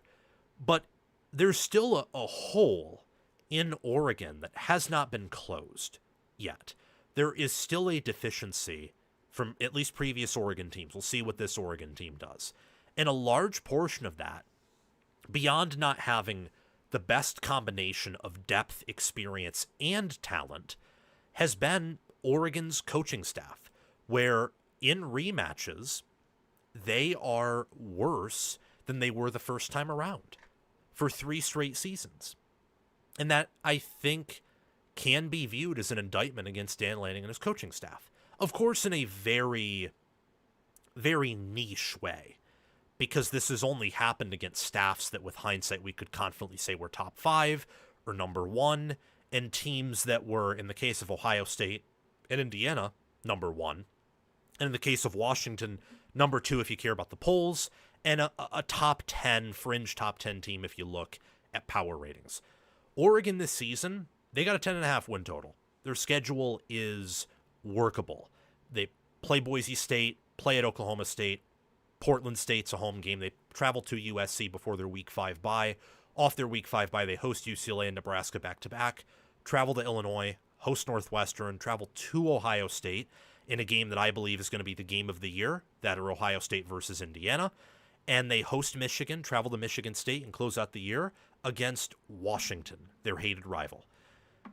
It's a schedule that it makes sense. The 10.5 win total makes sense with this schedule. This schedule makes sense with the 10.5 win total.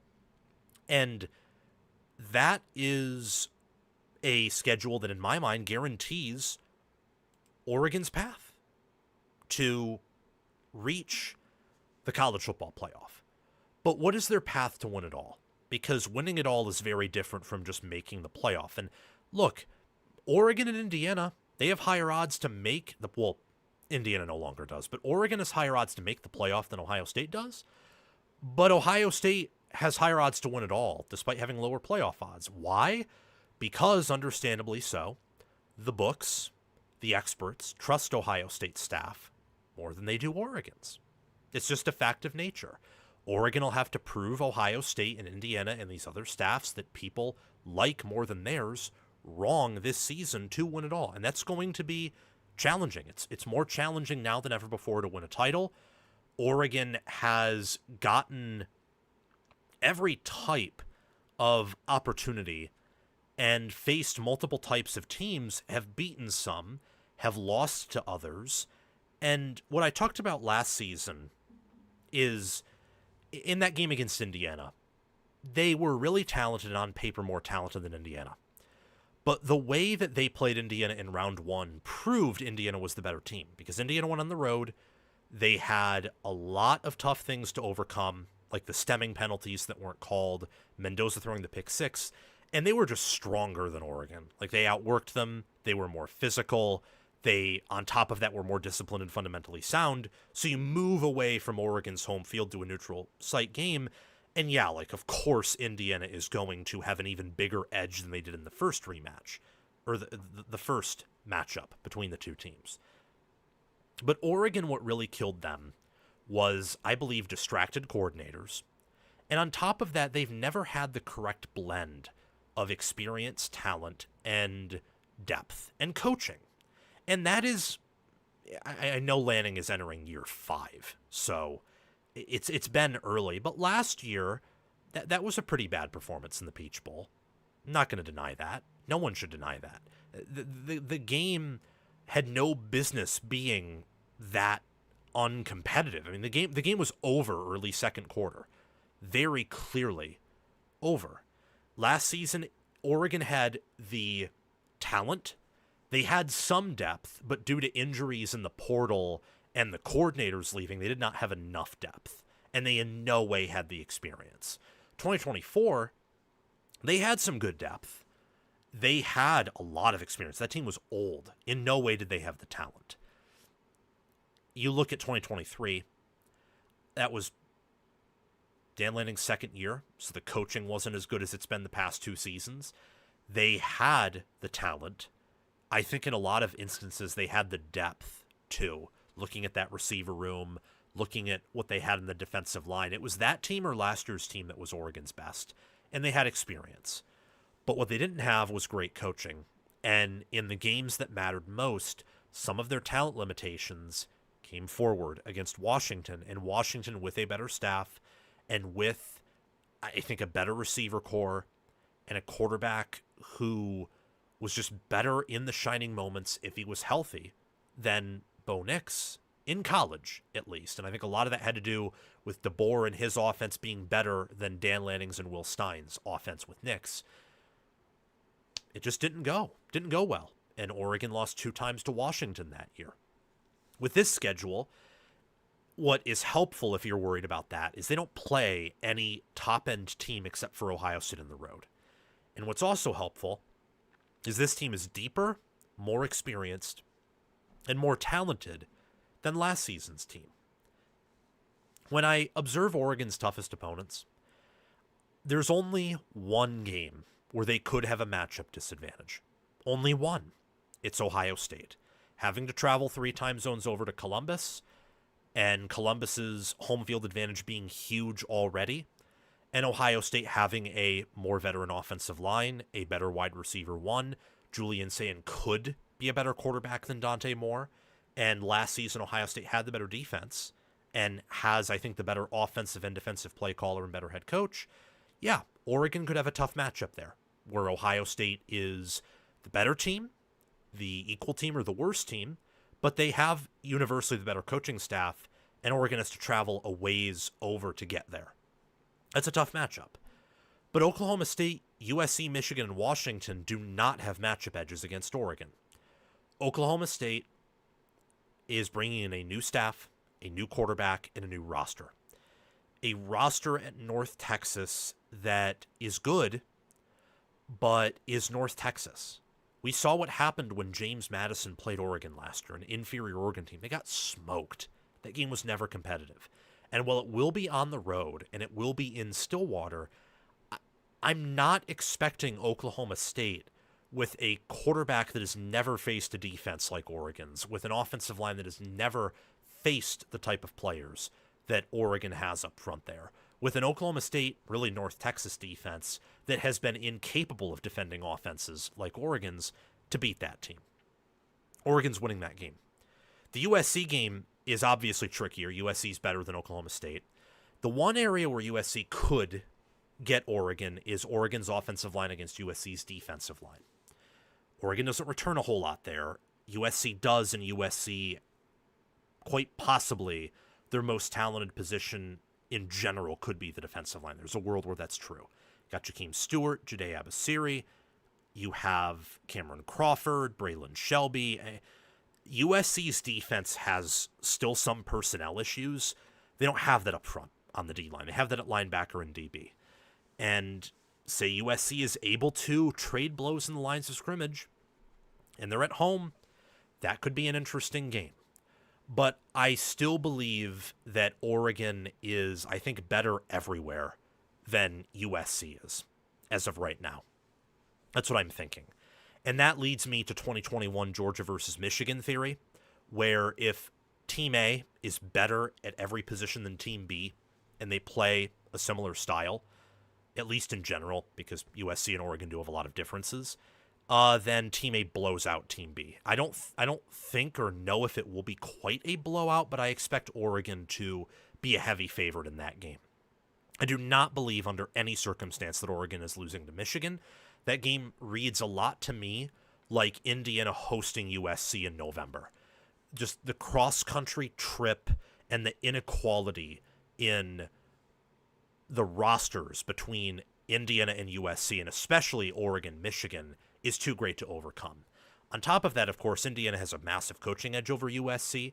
I don't think the same huge coaching edge exists here, but I do believe that Lanning is a better coach than Whittingham. And he also, even when he had the inferior team in 2022, still beat Kyle Whittingham and then crushed him the following year when he had the superior team. So I just don't believe that's a good matchup for Michigan. Washington, I think with just how extreme the home field advantages are between Washington and Oregon, if the inferior team ever wins in that game, it will be when the inferior team is playing at home. Washington has to travel to Oregon this year, and while hypothetically, just like with Michigan or USC, they could win, I just don't think they will. I look at Oregon's schedule and I see 10-2 at the absolute worst. Maybe they could trip up against one of Washington, Michigan, USC, or Oklahoma State. And on top of that, lose to Ohio State. But really on this schedule, I see they're either losing to Ohio State or they're losing to no one. And maybe they could get tripped up. It's hard to have an 11-1 floor, especially when they play USC on the road, and Michigan and Washington should be pretty good teams. But, yeah, the only game where they even could be an underdog in is against Ohio State, and they could even be favored there depending on how the season pans out. Oregon, from a coaching angle, was preposterously bad in terms of using on-paper talent to win games in reality. Preposterously bad. That's probably a bit too extreme, but I want to use that particularly with Tosh Lupoy in the defense. Because we already talked about the two Washington teams, and I'm going to take back the preposterously bad that was a bit too extreme. Oregon's defense, I'm actually going to edit that out in the video. Oregon's defense has been preposterously bad at stepping up in the big games against championship caliber opponents. That has been Oregon's biggest issue. You see it in red zone touchdown percentage, where they were 127th. With that talent, that's not a fluke. That's coaching right there. That is totally and utterly coaching right there. It is coaching when, in terms of yards per game, yards per pass, and yards per carry, punts per score, points per game, and points per play allowed, they're top 15 in everything. But then in these little more specific details, they're 61st in third down conversion percentage allowed, 127th in red zone touchdown percentage allowed. They force some turnovers and get some sacks, but not a whole lot of them, particularly when you have the D-line talent they do. That's coaching right there. That's coaching, that's play calling, that's adjustments. And that's been the crux of Oregon's issues, I believe, more so than anything. It's not just coaching in general. It is that defensively, they have been a disaster in these big games. Look at the two Washington games in 2023. Even the Washington and Oregon State game in 2022. The defense, with the exception of maybe last season's team, was always the weaker side of the football. Always, always, always the weaker side of the football. Under Lanning. Always has been.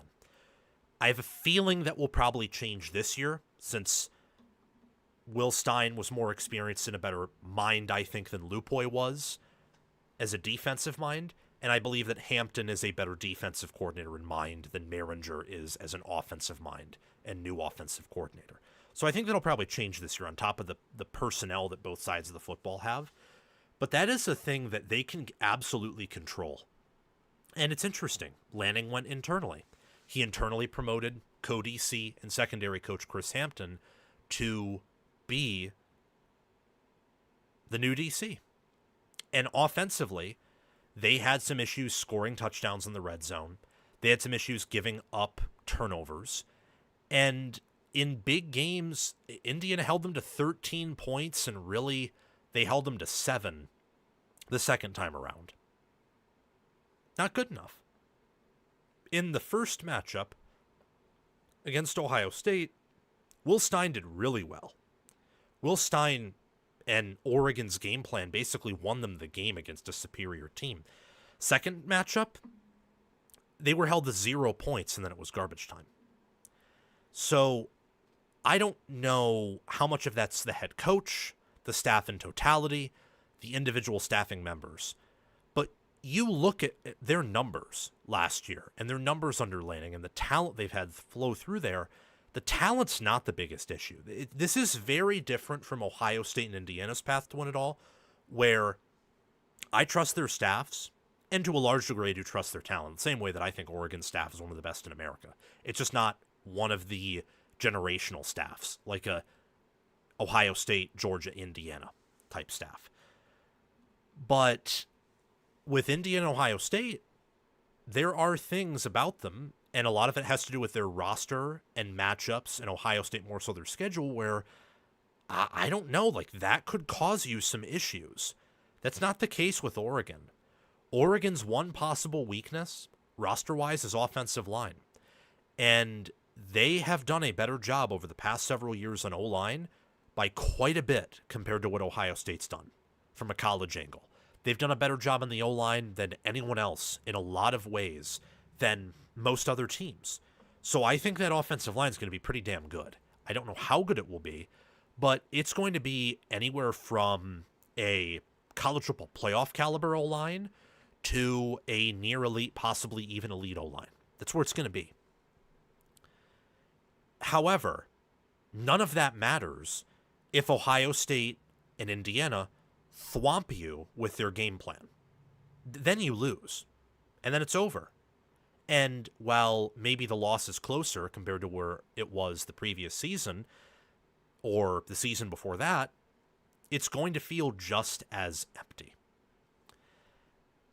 I look at Oregon entering this year, and I think they have the number one defensive roster.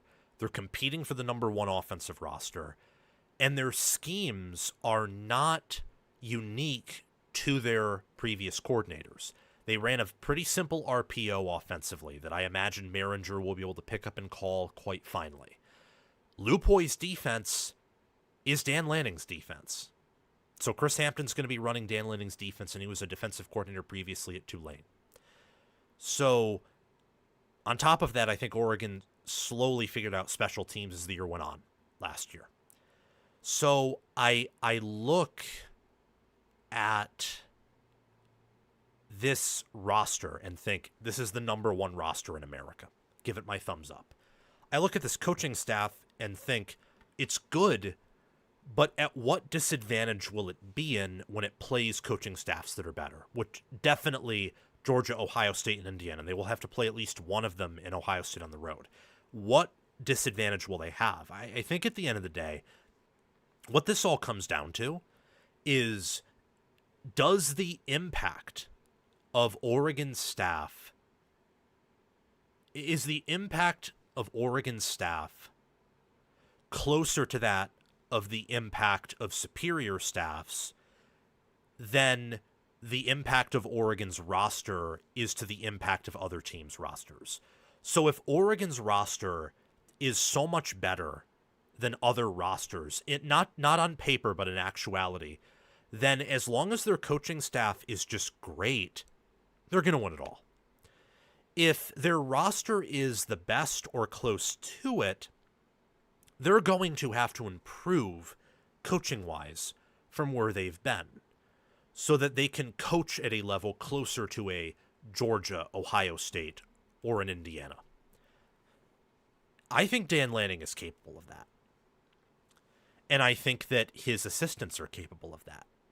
You don't recruit and develop on the offensive line the way Oregon does without having good coaching. You don't assemble Oregon's defensive line that they have without good coaching, thanks to Tony Tuioti. You don't have the depth at wide receiver or Dante Moore being developed after an iffy start at UCLA if you don't have good coaching. But is it good enough? Because good isn't good enough when it comes to winning a title. You got to be elite. And I know Oregon's roster is elite. I think Dan Lanning is capable of being an elite head coach, but is he actually this year? And what about his coordinators? How good are they going to be? When they get punched in the mouth in the opening series or two, how do they adjust? Do they overcorrect? Do they not correct at all? Are they stubborn? Do they not have an identity? These are all questions you get when you have, really, I'd say, especially with Drew Maringer, the offensive coordinator, an unproven character as the new coordinators are. Again, especially Maringer, because Hampton's called the defense before. Both have done well as position coaches. Hampton's rebuilt the secondary and revamped it. Maringer's done a really good job as the tight ends coach. And I think that here's where I'm at with Oregon. Where I'm at with Oregon is this roster's the best in the country. And if not, it's Texas and then them at number 2. Those are the two best rosters. I don't think it's really close, especially starting-wise. And depth-wise, I'd say Oregon widens their lead over probably everyone except for Georgia when you look at depth.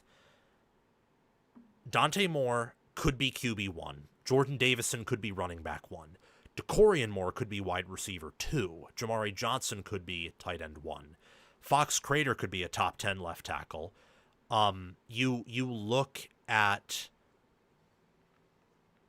I have the wrong depth chart up here. I'm going to have to edit that out. I changed it, but I changed the depth chart, but then I think it got changed back somehow. But I'll change that in editing. Iapani Lololu could be center 1. Tommy Tofi, who will probably start at right tackle, could be a freshman All-American there. Dave Iuli is a vet. Any one of Mateo Uyunglele, Bear Alexander, Amari Washington, or Tatum Tuioti could be number 1 at their position. Devin Jackson and Jerry Mixon could be elite linebackers. Brandon Finney Jr. could be the number 1 corner outside of maybe Leonard Moore. And Koi Parrish could be a great safety, same with Aaron Flowers, and same with Ifeo Badegwu at corner. Devon Benjamin could come out and be an immediate impact player at nickel. They have the number 1 or number 2 roster. The question is there margin of advantage on roster? Is that greater than their disadvantage, than their margin of inferiority compared to those top 3 staffs? That's the question. And you could also say the same with like Texas, if you think Texas is a better roster than they do, or if you think Texas is a better staff. Same with Notre Dame. Same with, outside of those 5 teams, I think it's very hard to argue anyone else would beat this Oregon team. But maybe you're much higher on Miami than I am, or you're much higher on USC than I am, or maybe you're much lower on Oregon than I am. That's Oregon's path to win it all, is they need to be more balanced. That's what they need. And that's not just in terms of coaching. That is also in terms of their roster. Last year, they were really, really good at getting explosive plays offensively, not really defensively. And they gave up enough successful plays on defense and had too many games where they got stuck in the mud offensively, where they were a top 3 team. I think they were the 2nd or 3rd best team last year. Personally, Indiana number 1, Ohio State number 2, Oregon number 3, and like Miami number 4 is what I thought of the teams last year, if I had to rate them. But Oregon's success rate margin was really low in comparison to those teams, despite their yards per play margin, I think, being number 1 on FEI, on Game on Paper, no matter where you look. They were really explosive last year, but they were not consistent. And I hope, for Oregon's sake, that they maintain that explosiveness, but become more consistent. Because if they do, even if their coordinators aren't outer galactic, or they're not coming up with these, look at that amazing play call, or that amazing play series, or wow, look at that response. If they are just better coached in a fundamental soundness, discipline, execution way with this roster, if Oregon can consistently run for 5 to 6 yards per carry at the same time as getting those long 50-yard runs they were so good at getting, if they can convert every 4th and 1 reliably by running up the middle, if they can get more TFLs and more sacks, as they should with the talent that they have, and if Dante Moore can, say, cut his turnovers in half and throw for the same amount of touchdowns or even 40 touchdowns, then watch out. This team's going to win it all. And that's where Oregon's path is a bit unique here. We talked about Ohio State and we talked about Indiana, and a lot of that has to do with their roster and their roster matchups. And for Ohio State, how do they handle their schedule? For Indiana, since they have the lowest returning production out of the Big 3 and the Big 10, and they have the most talent questions due to their recruiting, how big is the drop-off, if at all? Like there's a bit more of a range there, a bit more of an unknown. And with Oregon, it's completely different. All those things I said about Ohio State and Indiana are pretty similar in a lot of ways, outside of Ohio State's schedule being way tougher than Indiana's. With Oregon, it's almost the reverse. Like, I trust Oregon's roster as much as I trust Ohio State and Indiana's staff. What I am having some hesitancy about is much like with parts of Indiana's roster, at least on paper, and same with parts of Ohio State's roster on paper. When I look at the data, when I look at the past results, I have some questions about this Oregon coaching staff that need to be answered. If they're answered in a positive way, which I have Oregon power rated number 1, so I think at least they'll be answered to some degree in a positive way, then they're going to have a successful season. This will be Lanning's best team easily. They will possibly win the national championship. I mean, if they're answered, if the coaching questions and the consistency are answered in a positive way, massively, they're gonna definitely win it all. But if they're not, then you could be looking at another heartbreaking ending to the season. And with how much talent is on this roster, you'd likely be looking at a regression in 2027, which would be hard to stomach if all these players came back and they didn't win it all and fell short again. Oregon's path to win it all ultimately comes down to discipline and consistency and doing the little things right. If they just do those with the roster that they have, they tackle on special teams, if they make their kicks, if they punt well, if they tackle well, if they don't throw interceptions, if they don't panic, and if they're able to run the ball in all phases, not just in a boom or bust way, if they're able to get to the quarterback more, if what they bring back, if what they return, combined with greater discipline, merges, well, that's your national champion right there, would be Oregon. All right, well, those segments, we spent a whole lot of time on them. We have, it looks like, a few super chats. So, wow, we got a $50 super chat here. This is insane. I'm not used to getting the interaction that you guys have given me. I'm not. Like, we are getting views on our live shows now that are equivalent to what we were getting in the regular season last year. And that's pretty insane. So, wow. Just want to say to everyone, I saw that Blue Wolverine, you sent me a gift, and I don't know if you're still here. I couldn't get to it at the time, so I just want to shout you out. Thank you for the gift. Thank you for the 10 jewels. I appreciate it. Thank you. I think I saw another gift. I think it was S44 Shorts sent a gift for jewels. Thank you for that. But Grant Noakes, thank you for the $50 super chat. This is huge. Michael Wilbon on that crappy Pardon the Interruption show just said that Indiana football is going to be irrelevant starting with this year. He is very resentful. Sig just now getting 4s and 5s. Wake up, Mike. Who's Michael Wilbon? I've never heard of this character. Sounds very interesting. Commentator on ESPN. Pardon the Interruption. Well, he comes from Northwestern. Where did he play? It's interesting. And my nose, of course, is plugged up. Well, I mean, he went to school at Northwestern, but I don't know if, like, I don't know if he played, like, sports. It doesn't matter if he did, by the way. I'm just curious. Like, if he played for a rival of Indiana, that'd be like, okay, yeah, like, he's naturally biased as almost he should be. So that's all. That's all I was looking at. Wow. It's been 2 hours. We've only done 4 segments. Isn't that a thing of beauty? That right there, that's why you come on College Football with Sam. That's why you do that. Because we will talk about these teams forever. Nonstop. And we will give you the most in-depth analysis that you could get anywhere.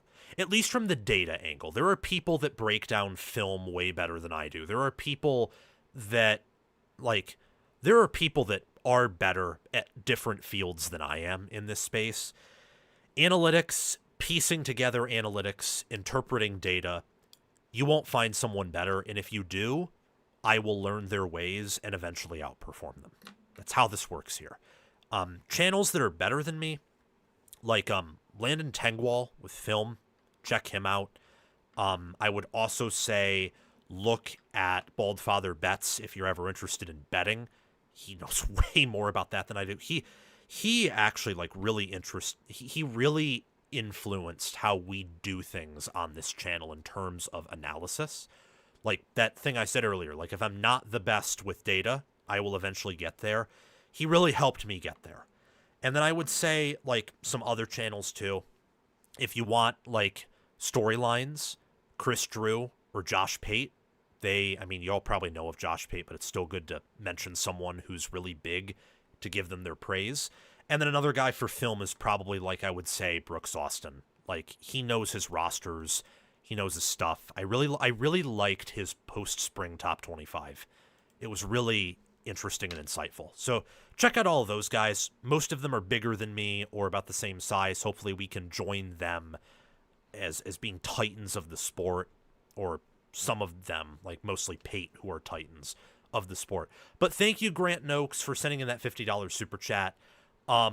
It's stupid to say that Indiana football will be irrelevant again. There's just nothing that indicates that. There's nothing that indicates that. Now, will they regress? Probably. I mean, I'm pretty strong on picking Oregon to win it all, as much as I like Indiana. So even I, a backer of Indiana and a guy who probably is higher on Indiana, again, more than anyone, with maybe the exception of some people who've picked them to win it all, though very few and far between. I don't have Indiana winning it all right now, and I'm not gonna back off of that. I'm not gonna back off Oregon winning it all until I see some football being played. Like maybe during the season I'll pick Indiana to win it all. We'll see. But just because Indiana won't win it all doesn't mean they'll be irrelevant. It's insane. Like, they are going to get 4 stars. They're going to get 5 stars.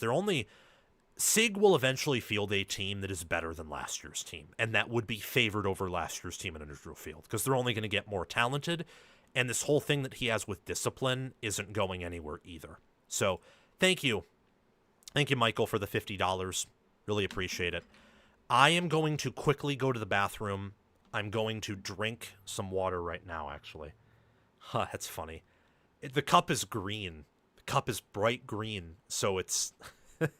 That's funny.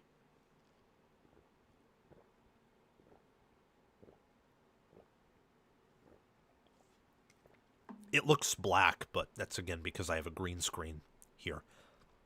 When we get back, we will discuss, did not mean to bring that up, but you already saw it earlier. We're going to discuss Nebraska having a successful season. We're going to discuss Iowa a little bit, Michigan, Washington, and some 2 bold predictions.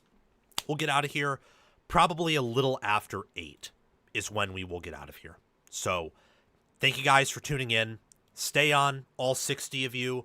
Help us get up to 50 likes. Would really appreciate it. I'll be back in 5 minutes.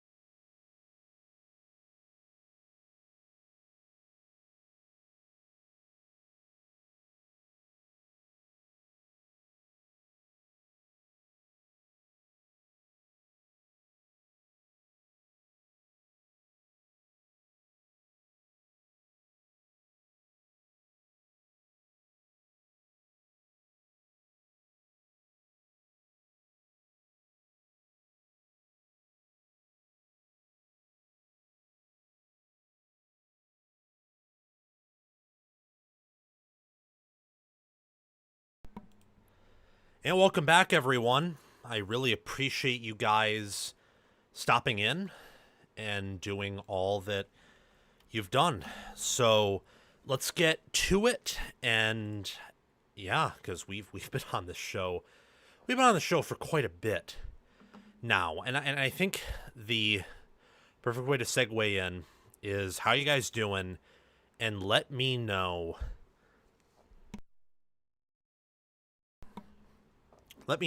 in the chat, what is one question that you have for the season that no one has answered and you want to know the answer to it. And I will try to go back, and I'm actually going to write this down along with any of the issues that I have to edit out. Okay, so edit.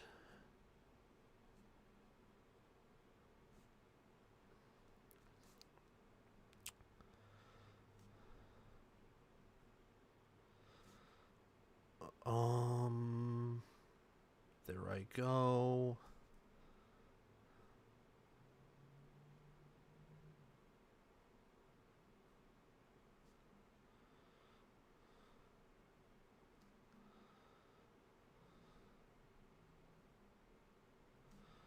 Sorry, guys. Okay. Yeah. Any question that you have not seen an answer to, that has not been answered, and you want it to be answered before the season, I will try to do a video answering some of your rapid fire questions here. And I think that could be a cool one-off video, or maybe a cool series. So yeah, send it in the chat.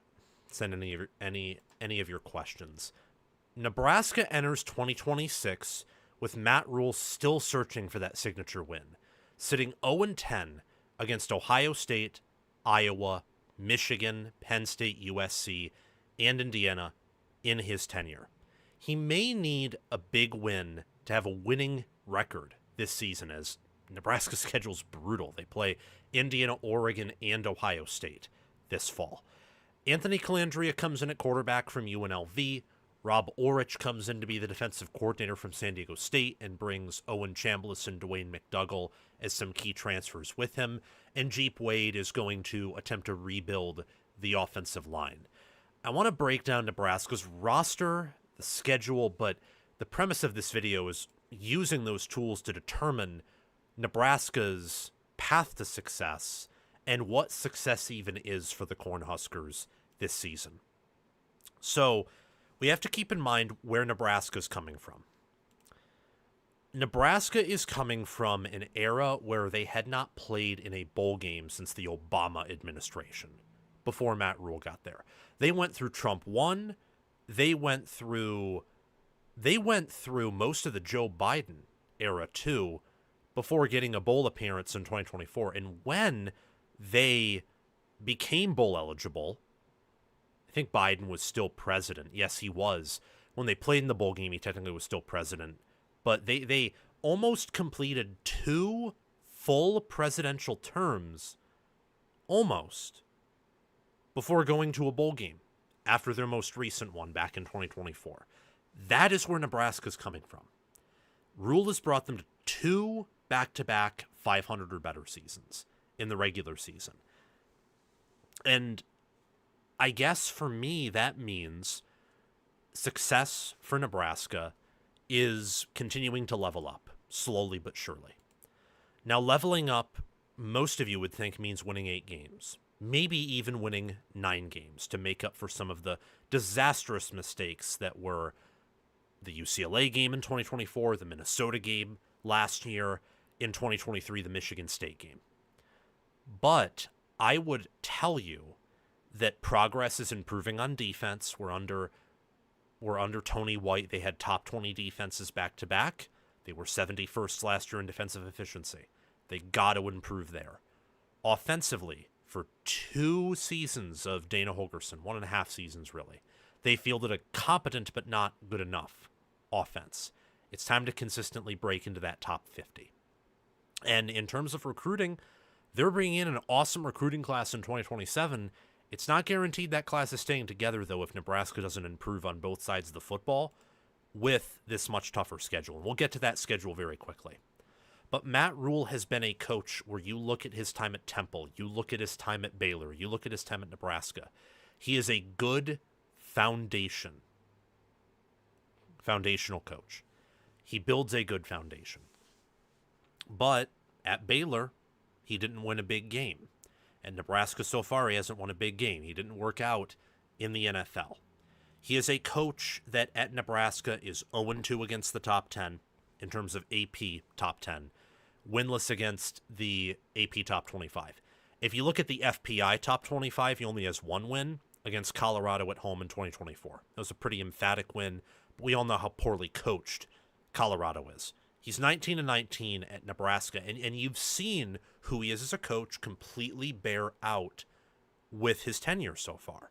Raised Nebraska's floor, raised even parts of their ceiling, has made them more disciplined, has turned the culture around, but in the end is still struggling in areas that determine a championship caliber program, namely hiring an elite staff, developing players at a fantastic level, and winning big games, or at least not losing the small games. That's a lot of boxes to check. I'm not expecting Rule to check that in one season with this schedule, with what he has. That would be very unfair.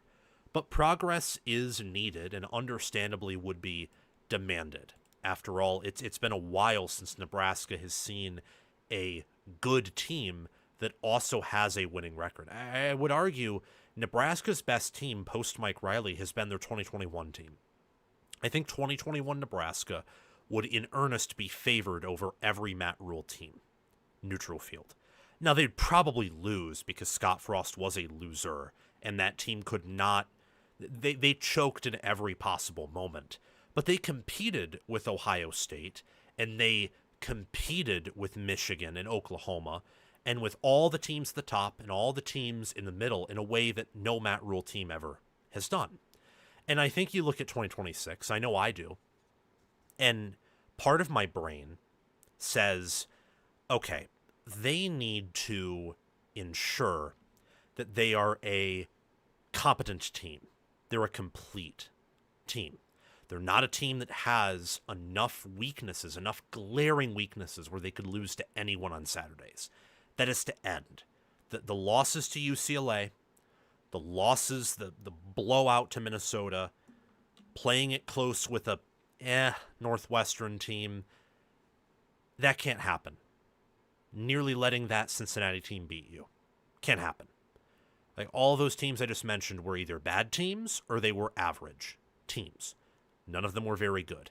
Letting a very one-dimensional Michigan team physically impose their will on you like it was nothing, with an interim head coach who didn't know a whole lot of what he was doing roaming the sidelines. That's not acceptable. Actually, being 0-2 versus interim head coaches last year, unacceptable. So that stuff can't happen, and it's within certain contexts. Like, Michigan and Penn State had better players. Penn State was on the road.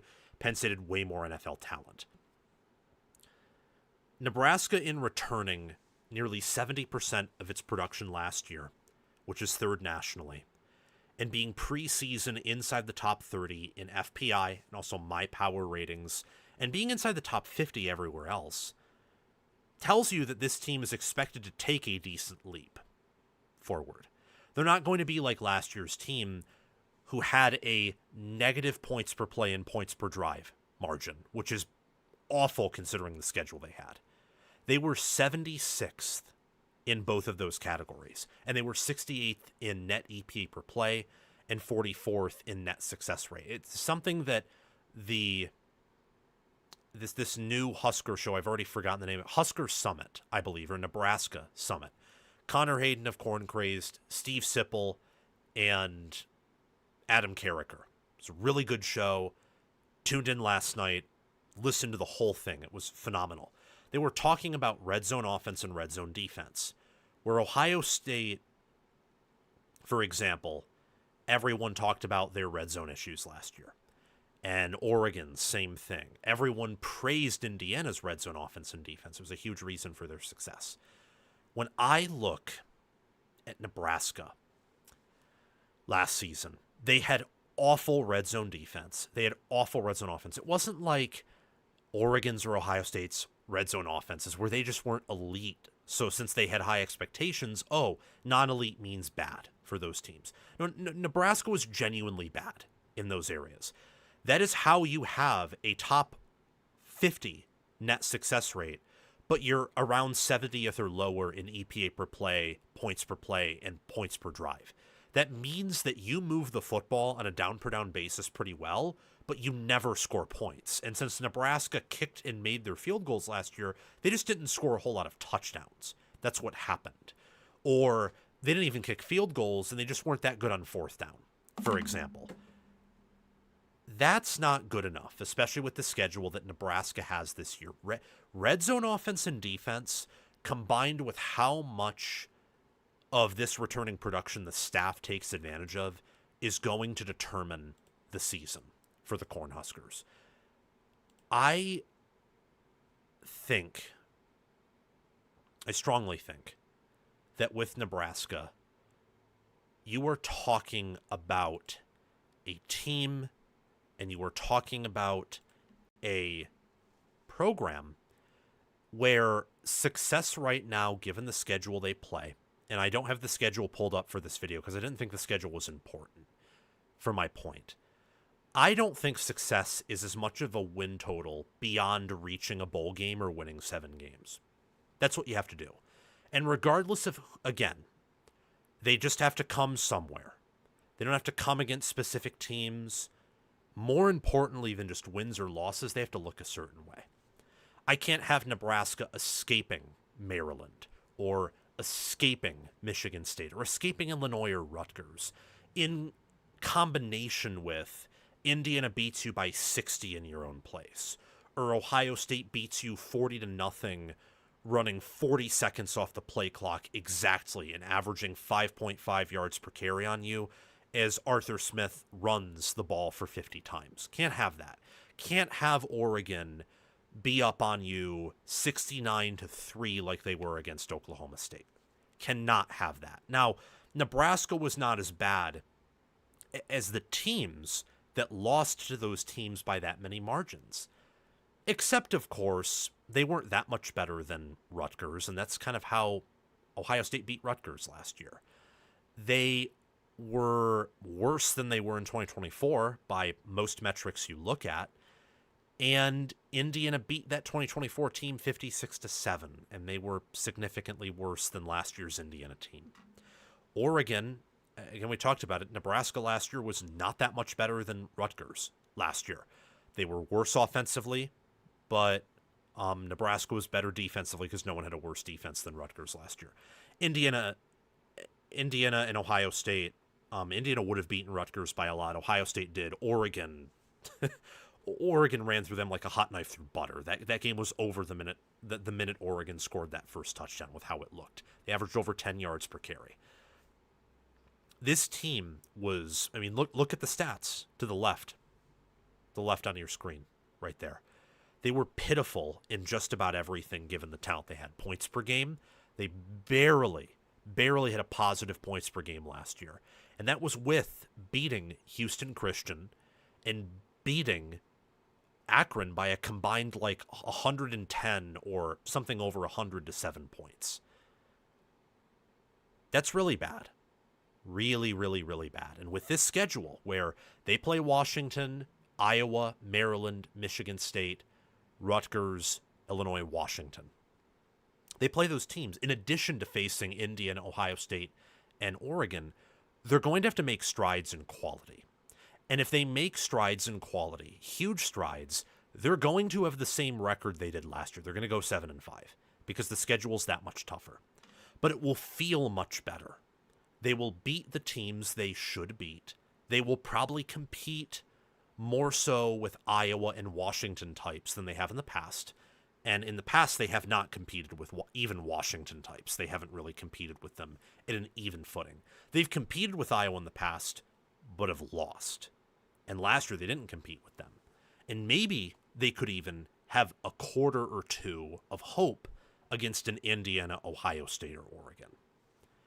How can Nebraska have a successful season in 2026? How can this Nebraska football team really give you or any Nebraska fan confidence in Matt Rule? It's by beating who you should. It's by tightening up the loose ends. It's by plugging the holes in the dam. No more losses to inferior talent. No more getting hosed by teams of equivalent talent.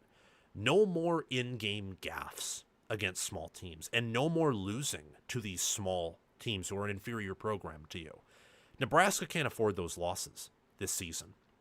Because if they do lose those games, they're not winning any of the big ones, given their track record, Rule's track record, and the track record of most programs and teams that are like Nebraska right now.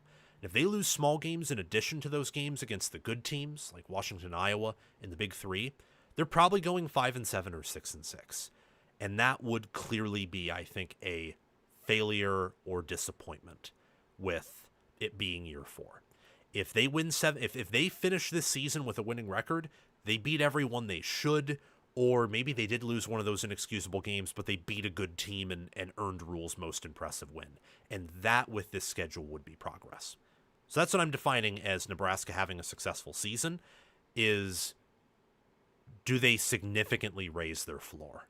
Because their floor has been a problem in several games under Matt Rule, and even before then with Riley and Scott Frost. Before raising your ceiling, you have to, before adding a level onto your house, you got to make sure the basement and the foundation are set.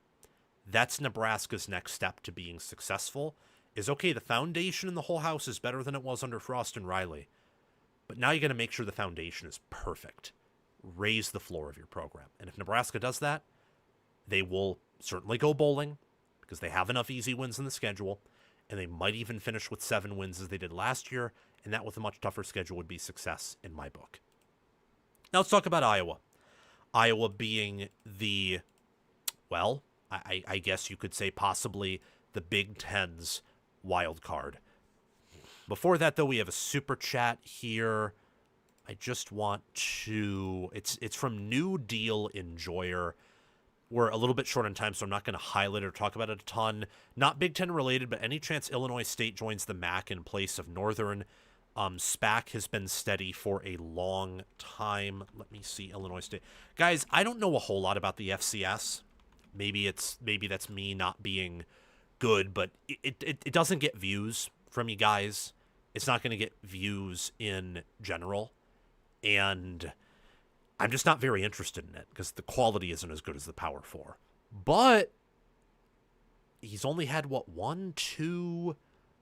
he's only had 3 losing seasons since 2009, has played for a championship twice at Illinois State, and they're in the Missouri Valley Conference, which is the toughest in the FCS.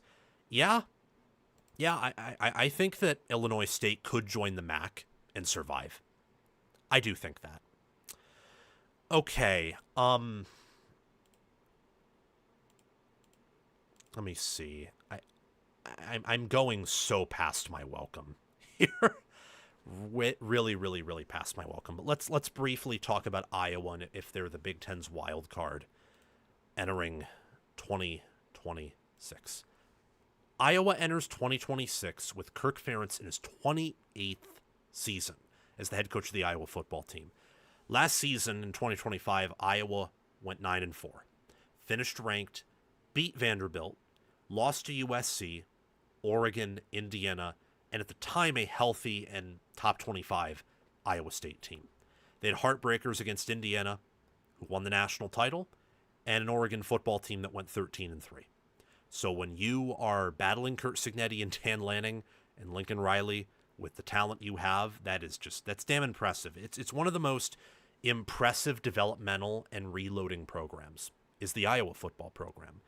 But this season, Iowa returns less than 50% of its production, and this quarterback battle is pretty intriguing because Gronowski was a bit underrated for the Hawkeyes last year. Iowa's win total is 7.5. Their schedule consists of Northern Illinois, Iowa State, Northern Iowa, Michigan, Ohio State, Washington. They get a bye. Off the bye, they play at Minnesota, host Wisconsin, play at Northwestern, host Purdue, play at Illinois, and they host Nebraska in the Heroes game to end the season. Is Iowa the Big Ten's wild card this year? And I think the answer is could be. More leaning towards yes than no. If they are not good, if they take a big step back, which they haven't recently, but it is possible. Ferentz has had losing seasons before. Then Michigan, Ohio State, and Washington's schedules become that much easier. Iowa plays some top-end teams. They also play a lot of low-end teams who could use a win to instill confidence in their coach. Minnesota, but pretty much the entire October, like second half of October, November slate, the final 6 games, you have coaches that are in need of confidence boosts, except for Illinois, but with how much Illinois loses, they could use an extra win to make sure they go bowling. Wisconsin, Northwestern, Purdue, Minnesota, Nebraska could all use the confidence win. And for Iowa, I think that they should win most of those games as of right now. But they could also lose a good portion of those games too. And that's because of what they lose in the defensive line. It's because of the quarterback situation and wide receiver situation they have. And they do lose some players in the offensive line, like Jennings Dunker, for example. That Michigan, Ohio State, Washington stretch, where Michigan and Washington are road games, Ohio State is a home game, is going to be very intriguing. If they do win one of those games, there's a good chance you see Iowa in the CFP, and they take away a college football playoff spot from a team that's probably better than them and can actually win the national title, but Iowa gets there anyway. If Iowa plays down to its floor, which is pretty low when you only return 44% of your production, recruit the way they do, and play quarterback the way they do, you are looking at a team that could struggle to go bowling and give a Nebraska, a Wisconsin, a Northwestern, a Minnesota, Purdue, and Illinois a type of win that can inspire confidence there. Like Washington, Ohio State, and Michigan, due to location, due to team, Iowa's going to be underdogs in those games, but they'll be favored over probably everyone else. And if they punch above their spread in a game and win outright, well, they could be a bid thief. If they underperform and if the run defense takes a big step back, if the offensive line, rushing attack, if the offense overall, losing Gronowski and some of the linemen they do, if that takes a step back, and if both do at the same time, then Luke Fickell might win 8 or 9 games and keep his job and inspire confidence. Matt Rule could earn a win over Iowa. And if he does, that could be program changing for Nebraska. Northwestern and Minnesota on the road. Those teams could get Iowa, and Fleck needs a win over Iowa.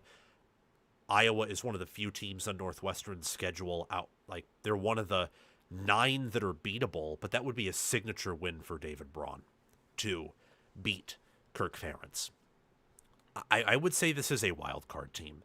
I would say perhaps outside of maybe a team, almost maybe a team like Wisconsin or Washington, but I think Washington's floor is too high and Wisconsin's ceiling is too low. I think Iowa's the perfect embodiment of a Big Ten wildcard team. They have what it takes at corner, on defense with Phil Parker, on the offensive line to give these bigger teams issues and beat all the small teams. They also have enough questions up front on defense and enough at quarterback and enough with LeVar Woods leaving for Michigan State and bringing Restake and the punter. Like, they finally have some changes in special teams. There's enough that they lose on all sides of the football, special teams, offense, and defense, even coaching staff, where they could reload as they have done in the past, or even stay about the same as they've continued to progress on offense under Tim Lester. And they could be a bid thief. They could go to the college football playoff. But as I already mentioned, Wisconsin's defense is good. Nebraska should get better. This is, I think, going to be the best Northwestern team since 2020. So while the schedule is manageable, if Iowa doesn't play their cards right, they could be a signature win for plenty of teams. If they play their cards right, they could make Michigan, Ohio State, or Washington season absolute hell. And that's what defines a wild card, in my opinion. So, what was I going to do there? Okay, that's good enough. Wow. Wow. Oh, we're so close. So close. I just got to stretch. Yeah, I usually start off my shows pretty strong, and then towards the end, slowly fizzle out. I did see Evan 4141. Thank you for being a member in the past. Thank you for coming in. I have seen that Stephen Daly is he's returning, and he will be eligible. And that's huge because Daly was like an All-American caliber player. And you're now talking about, you know, the Big Ten leader in tackles for loss coming back, a guy who like they described him as like the freakiest player on defense or something. And that's incredible. So, yeah, I mean, he was what? Just looking up some of his stats here before we continue. He was, it's not going to list his size. Is it going to? Come on. I just want to see, he was like 6'2", 250 or something. Like, he was one of their players that truly could be considered a freak of freaks. And he came from Kent State. It was a great addition by their staff. Like, I'm constructing my all Big Ten team, and next week you're going to see my all Big Ten, like, defense, offense. Indiana might have like 5 defensive ends on my Big Ten team. My Big Ten teams are huge, so you're going to see like other teams, like Ohio State will probably have 2 to 3. Oregon will have 4. With Daly coming back, Indiana might have 5. Because I thought their edge room already was up there for one of the best in college football. You bring Daly back, and they might have the best like run stop defensive ends in college football now. Because that's why Daly led the Big Ten in TFLs despite not leading them in sacks. He always bullied whoever he was lined up against in run defense. Just a really, really phenomenal player. Speaking of a bully on the defensive end position, we're talking about Michigan and John Henry Daly. Now, will Michigan football be better or worse in 2026? This isn't a normal better or worse segment because Michigan replaces its coaching staff and they made a major upgrade there. Kyle Whittingham is a much better coach and man in person than Sharon Moore. It's safe to say Jason Beck is a better offensive mind than Chip Lindsey. And Jay Hill is a much better defensive coordinator than Wink Martindale. Same with the assistant coaches that mostly come from Utah and BYU. This Michigan football team returns Bryce Underwood in year 2, most of its offensive line, most of its defensive backfield.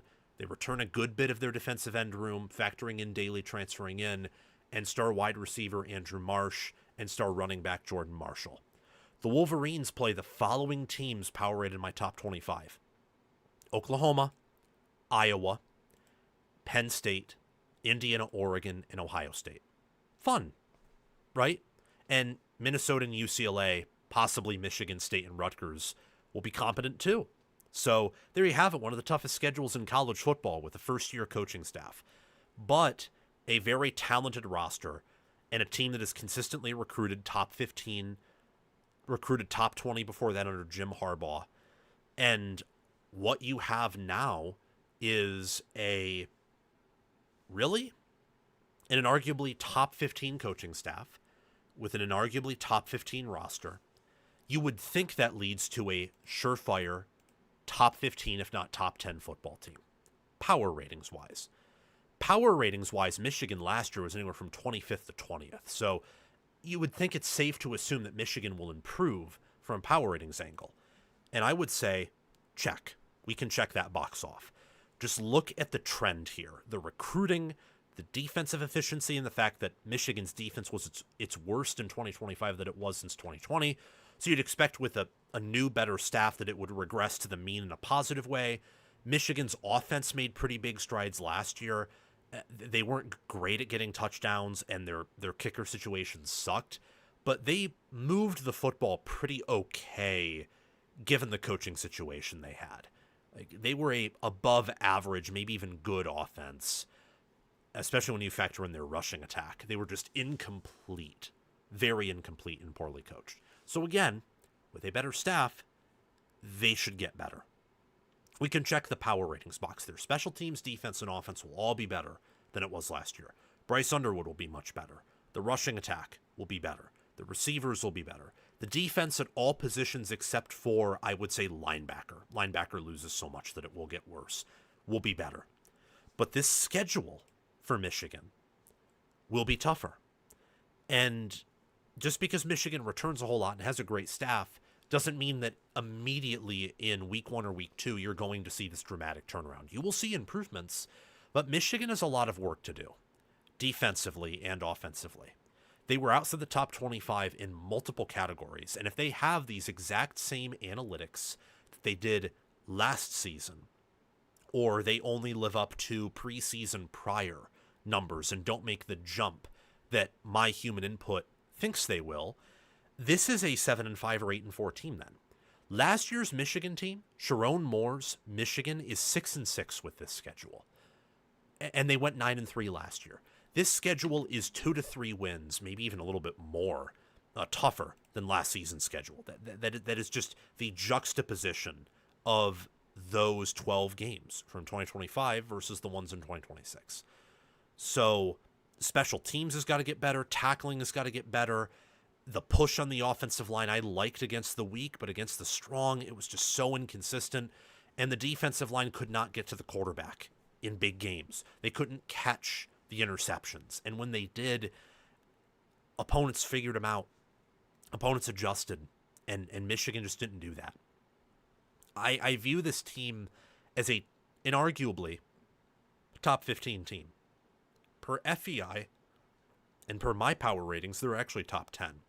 And per teamrankings.com, S&P Plus, and FPI, they're top 15. So this is a consensus preseason top 15 team. As was last year's team to a certain degree, and to a certain degree the 2024 team. They face-planted. They fell down, particularly the 2024 team did. Now, again, Michigan has a better coaching staff. And I think regardless in power ratings, they're going to finish top 20. 90% confident, probably even more than that, they finish top 15. But record-wise, the win total's 8.5 this year. Like 9-3 is not guaranteed. At 10-2 and 11-1 are going to be really hard. 11-1 might even be nigh impossible with this schedule. 12-0 is certainly impossible. There's no universe where Michigan goes 12-0 with this schedule. Don't even delude yourself into thinking that that's possible. So you might see a superior power-rated team with a worse record this season. And I think that would be acceptable. It's year one with a new coaching staff, with many new players. And last season's team, while above average and slightly better than the 2024 team, did not have the non-negotiables or the special players that the 2024 team did. That's why 2024 could beat that Ohio State team with a bad game plan.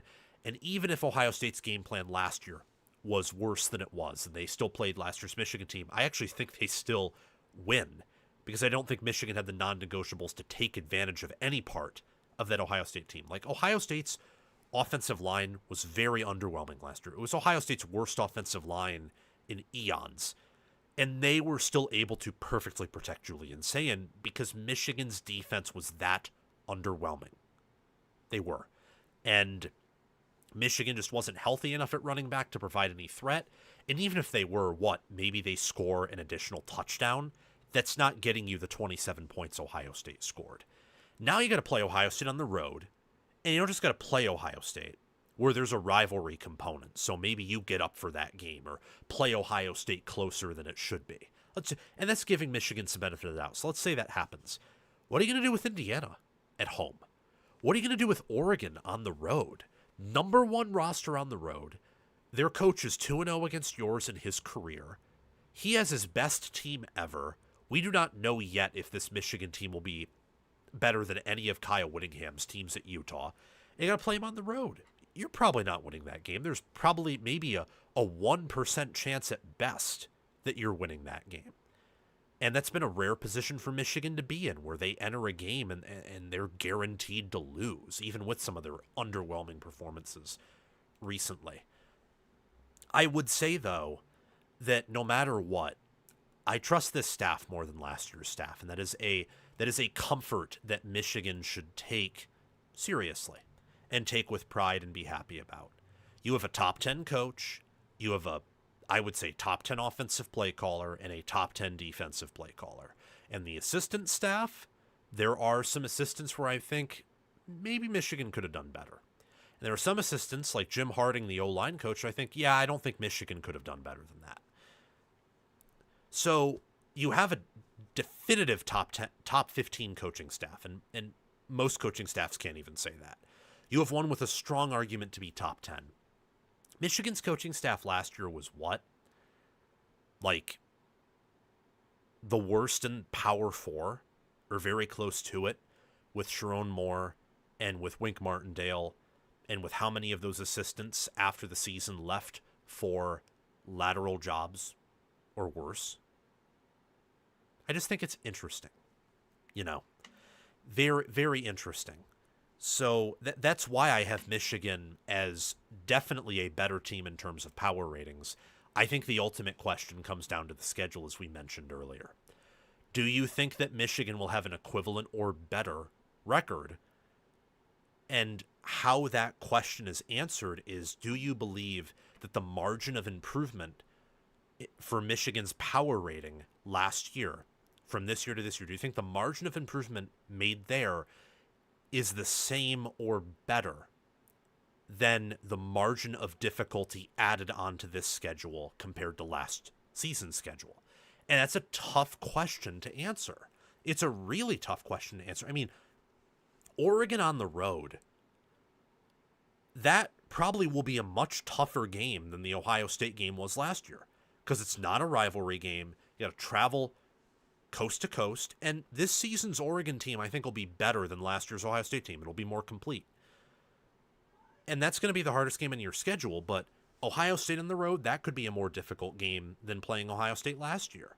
Could be the same, could be a little bit easier, but if it's a little bit easier, it's because of the improvements you make. Ohio State's not taking a colossal step back. Indiana at home, that is a tough game.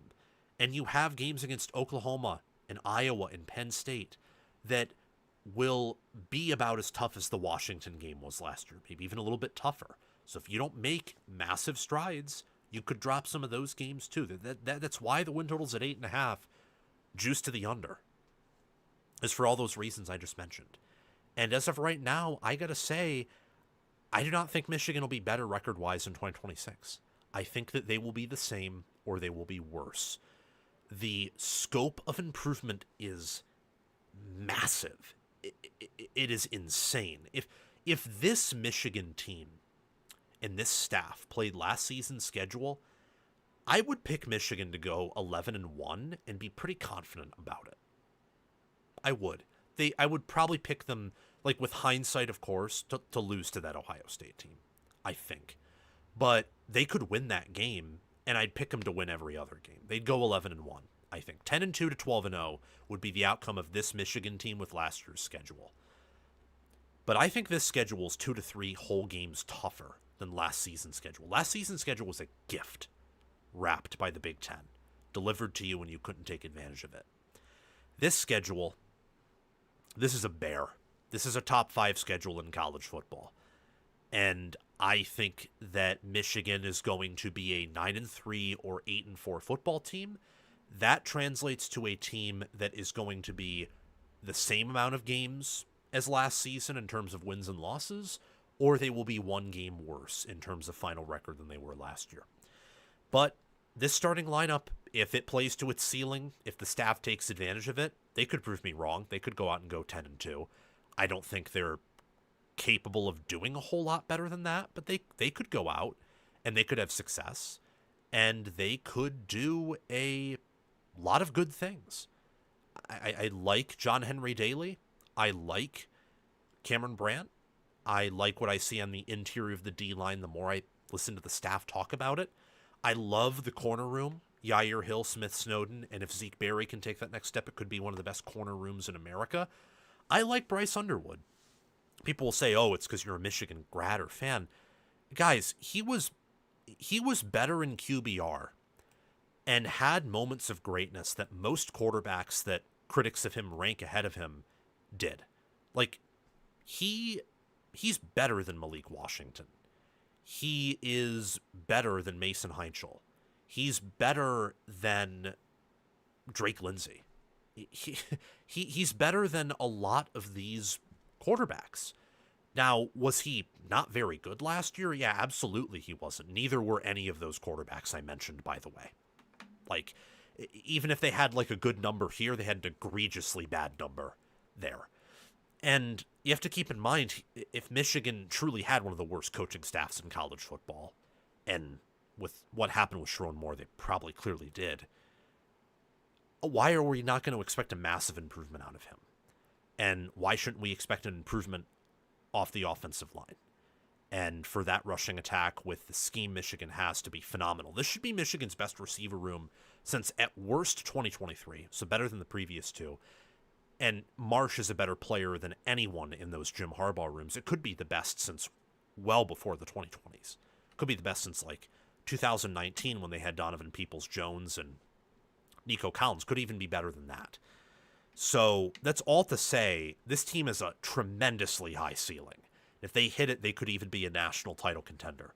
But that's in like the very rare 2 standard deviations positive outcomes. There's also the 2 standard deviations negative where this team goes 6-6 or a bad 7-5.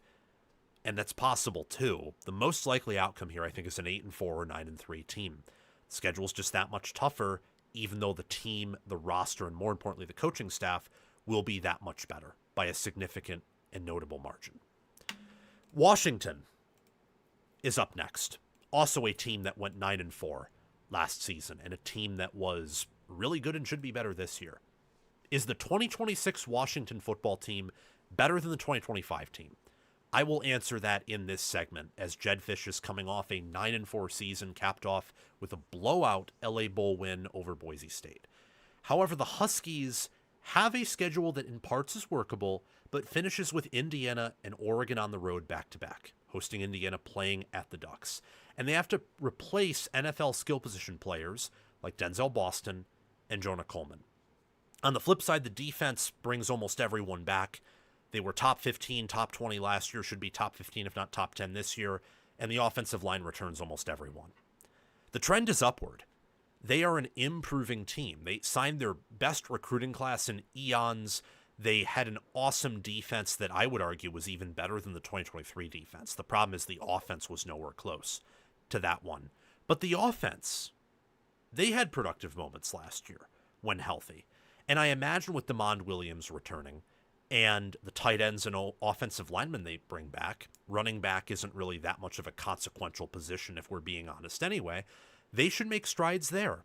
Also that they bring Desmond Roebuck back at receiver, so they're bringing back at least one of their top receivers. They're not losing all of them like they did after the 2023 season. The trend is up. I think when you return as much as they do, and your preseason win total is 7.5, but you don't have that much positive priors to go off of, and yet your power rating is about fringe top 25, I think it's safe to say that your power rating is probably going to improve. I say probably. That'll be the first part, and we'll review that and confirm that over the next few minutes. The next part is the record.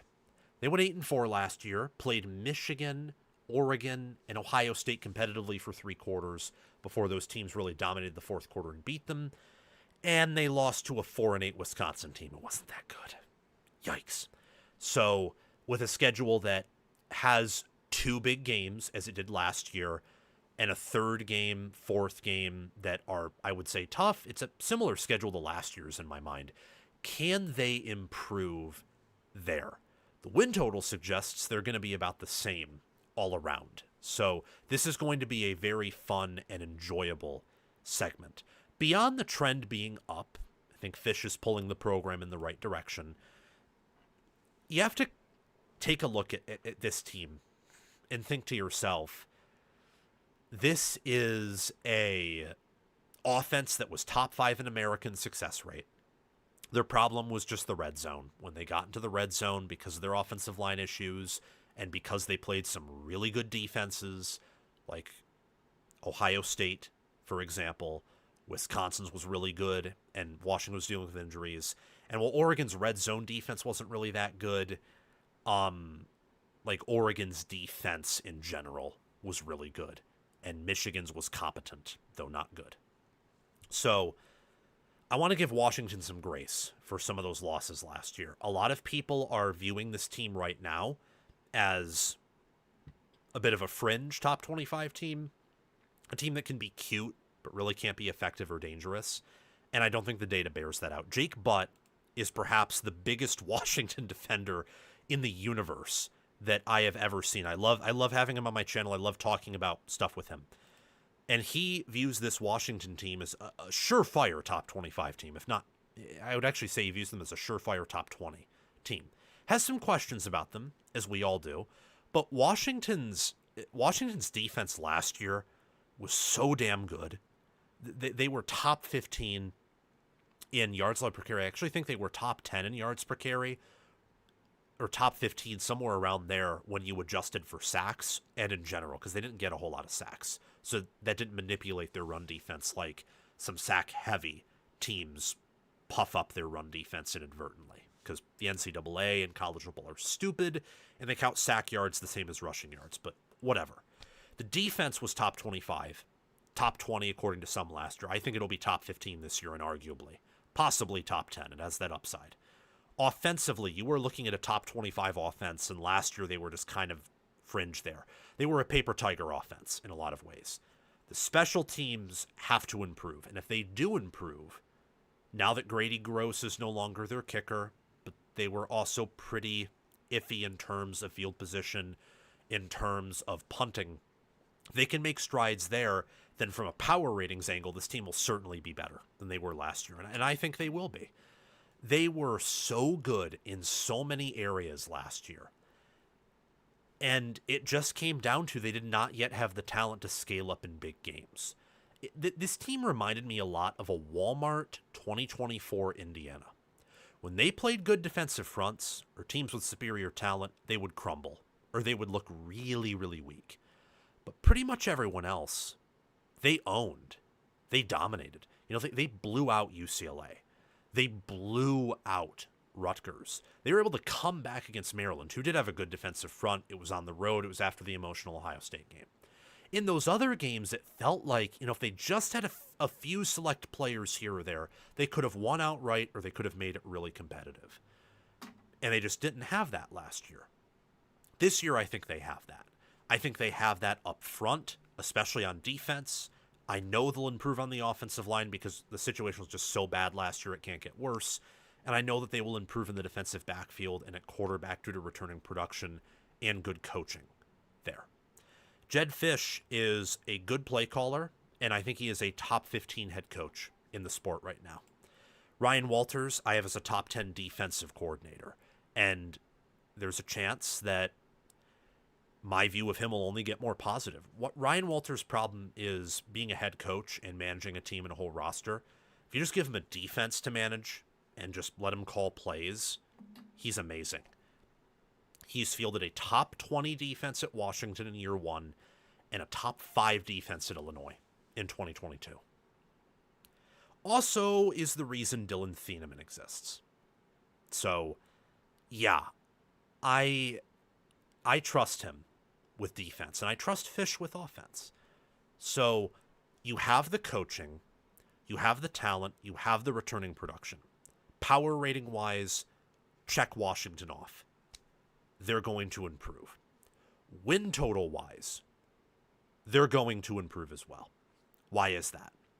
Well, Washington State, Utah State, and Eastern Washington are all automatic wins. Minnesota at home, given Minnesota's travel and that Washington was a better team last season, that should be a win as well. Not an auto win, but a game where Washington, probably given the travel history, should win by double digits.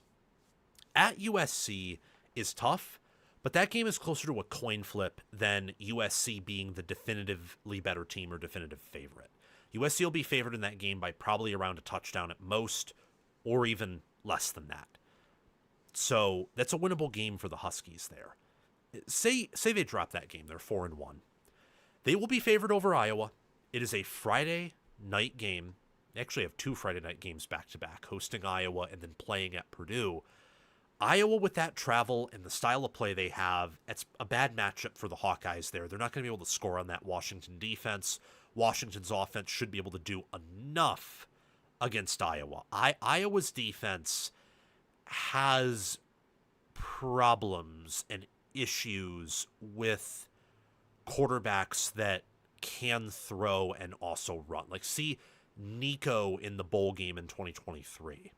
See, there's not many other good examples, honestly, because the Big Ten doesn't have a lot of like true high ceiling scramblers and throwers. But one way you can get Iowa's defense is by having a mobile QB.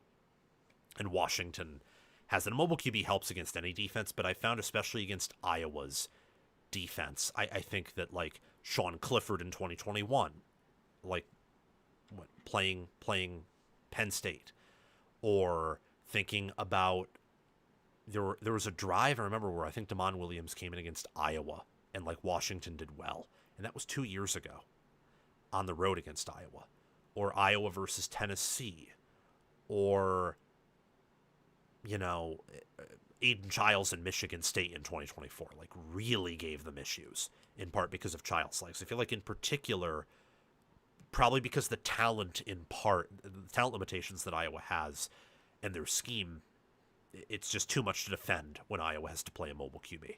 I just don't think that's a good matchup. At Purdue, that's a win until proven otherwise. Off the bye at Nebraska, that could be a tough game. That could be a loss for sure. Say that is a loss. Penn State at home, matchup-wise, you got them. At Indiana, or at Michigan State should be a win. Say they lose to Indiana and Oregon. You're 8-4. You're over your win total. You're the same as last year, record-wise. So that's a push. Is it more likely they lose an additional game, say to Penn State or Iowa, or that they win an additional game, say at USC or at Nebraska, or even Indiana at home? I think it's more likely they win the additional game due to how good their run defense is and the quarterback they have. And those are non-negotiables in college football that many teams on their schedule, outside of really the final 2 at the end, don't have yet, at least to a degree that I'm confident in those things as much as I am with Washington in those things when looking at teams on their schedule.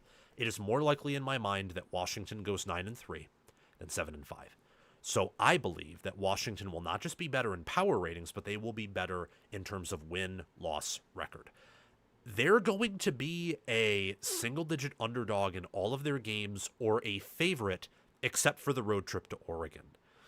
So this sounds insane, but there's a world where Washington can go 11-1. There's certainly a world where they go 10-2, and if they have any of those records, Washington will be in the college football playoff this fall, for sure. They'll be there. Finally, checking out some bold predictions here. We got one where the SEC does not win 10 or more games. And I forgot to talk about Washington's starting lineup. Oh well. Whatever. Do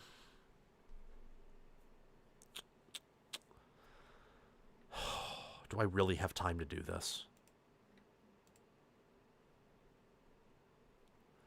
I do not. Well, no, I do. I have the time, I think. No, I don't. It sucks, but I've overstayed my welcome, as I usually do.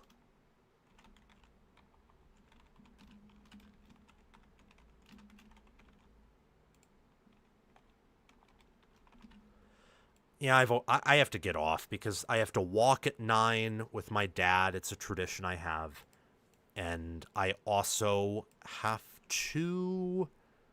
What else do I have to do? I have to shovel dirt for a side job that I have. And I said I'd go over there. So I'm going to go over there. Bold predictions and reacting to the coaches poll. I reacted with Chris Drew to the coaches poll. I'll probably record my own video on that coaches poll tomorrow morning or something, since the Chris Drew interview I think will be released later this week, like Thursday, because I have other interviews I want to get out, or maybe tomorrow. And we didn't talk about it as much as maybe I wanted to. A lot of it was Chris's perspective. I'd like to share my own. So that's all in this video. Glad we could get through more segments in a same amount of time as we did in like last show, where we only got through like 6 segments. We got through 8 today. Happy about that. We will see you all Thursday at 5 p.m. and there will be a whole lot of videos tomorrow. A lot of content that I'll try to record, get out, and yeah. After Thursday, I don't know if I'll be live Sunday. In fact, I know I won't because I'll be on a camping trip. But Monday, I might be live to try to squeeze in a third live show there. If not, we'll just do 2 next week. And after Thursday, I'll see you on Tuesday. Love you guys very much. Thank you guys for coming on, for supporting this channel. Thank you for the super chats, for the views. I will see you all. It's so amazing to me that I can hold 50 of you through 3 hours now. It gives me a lot of faith that I'm doing the right things. So we'll see you all very soon. Have a great day.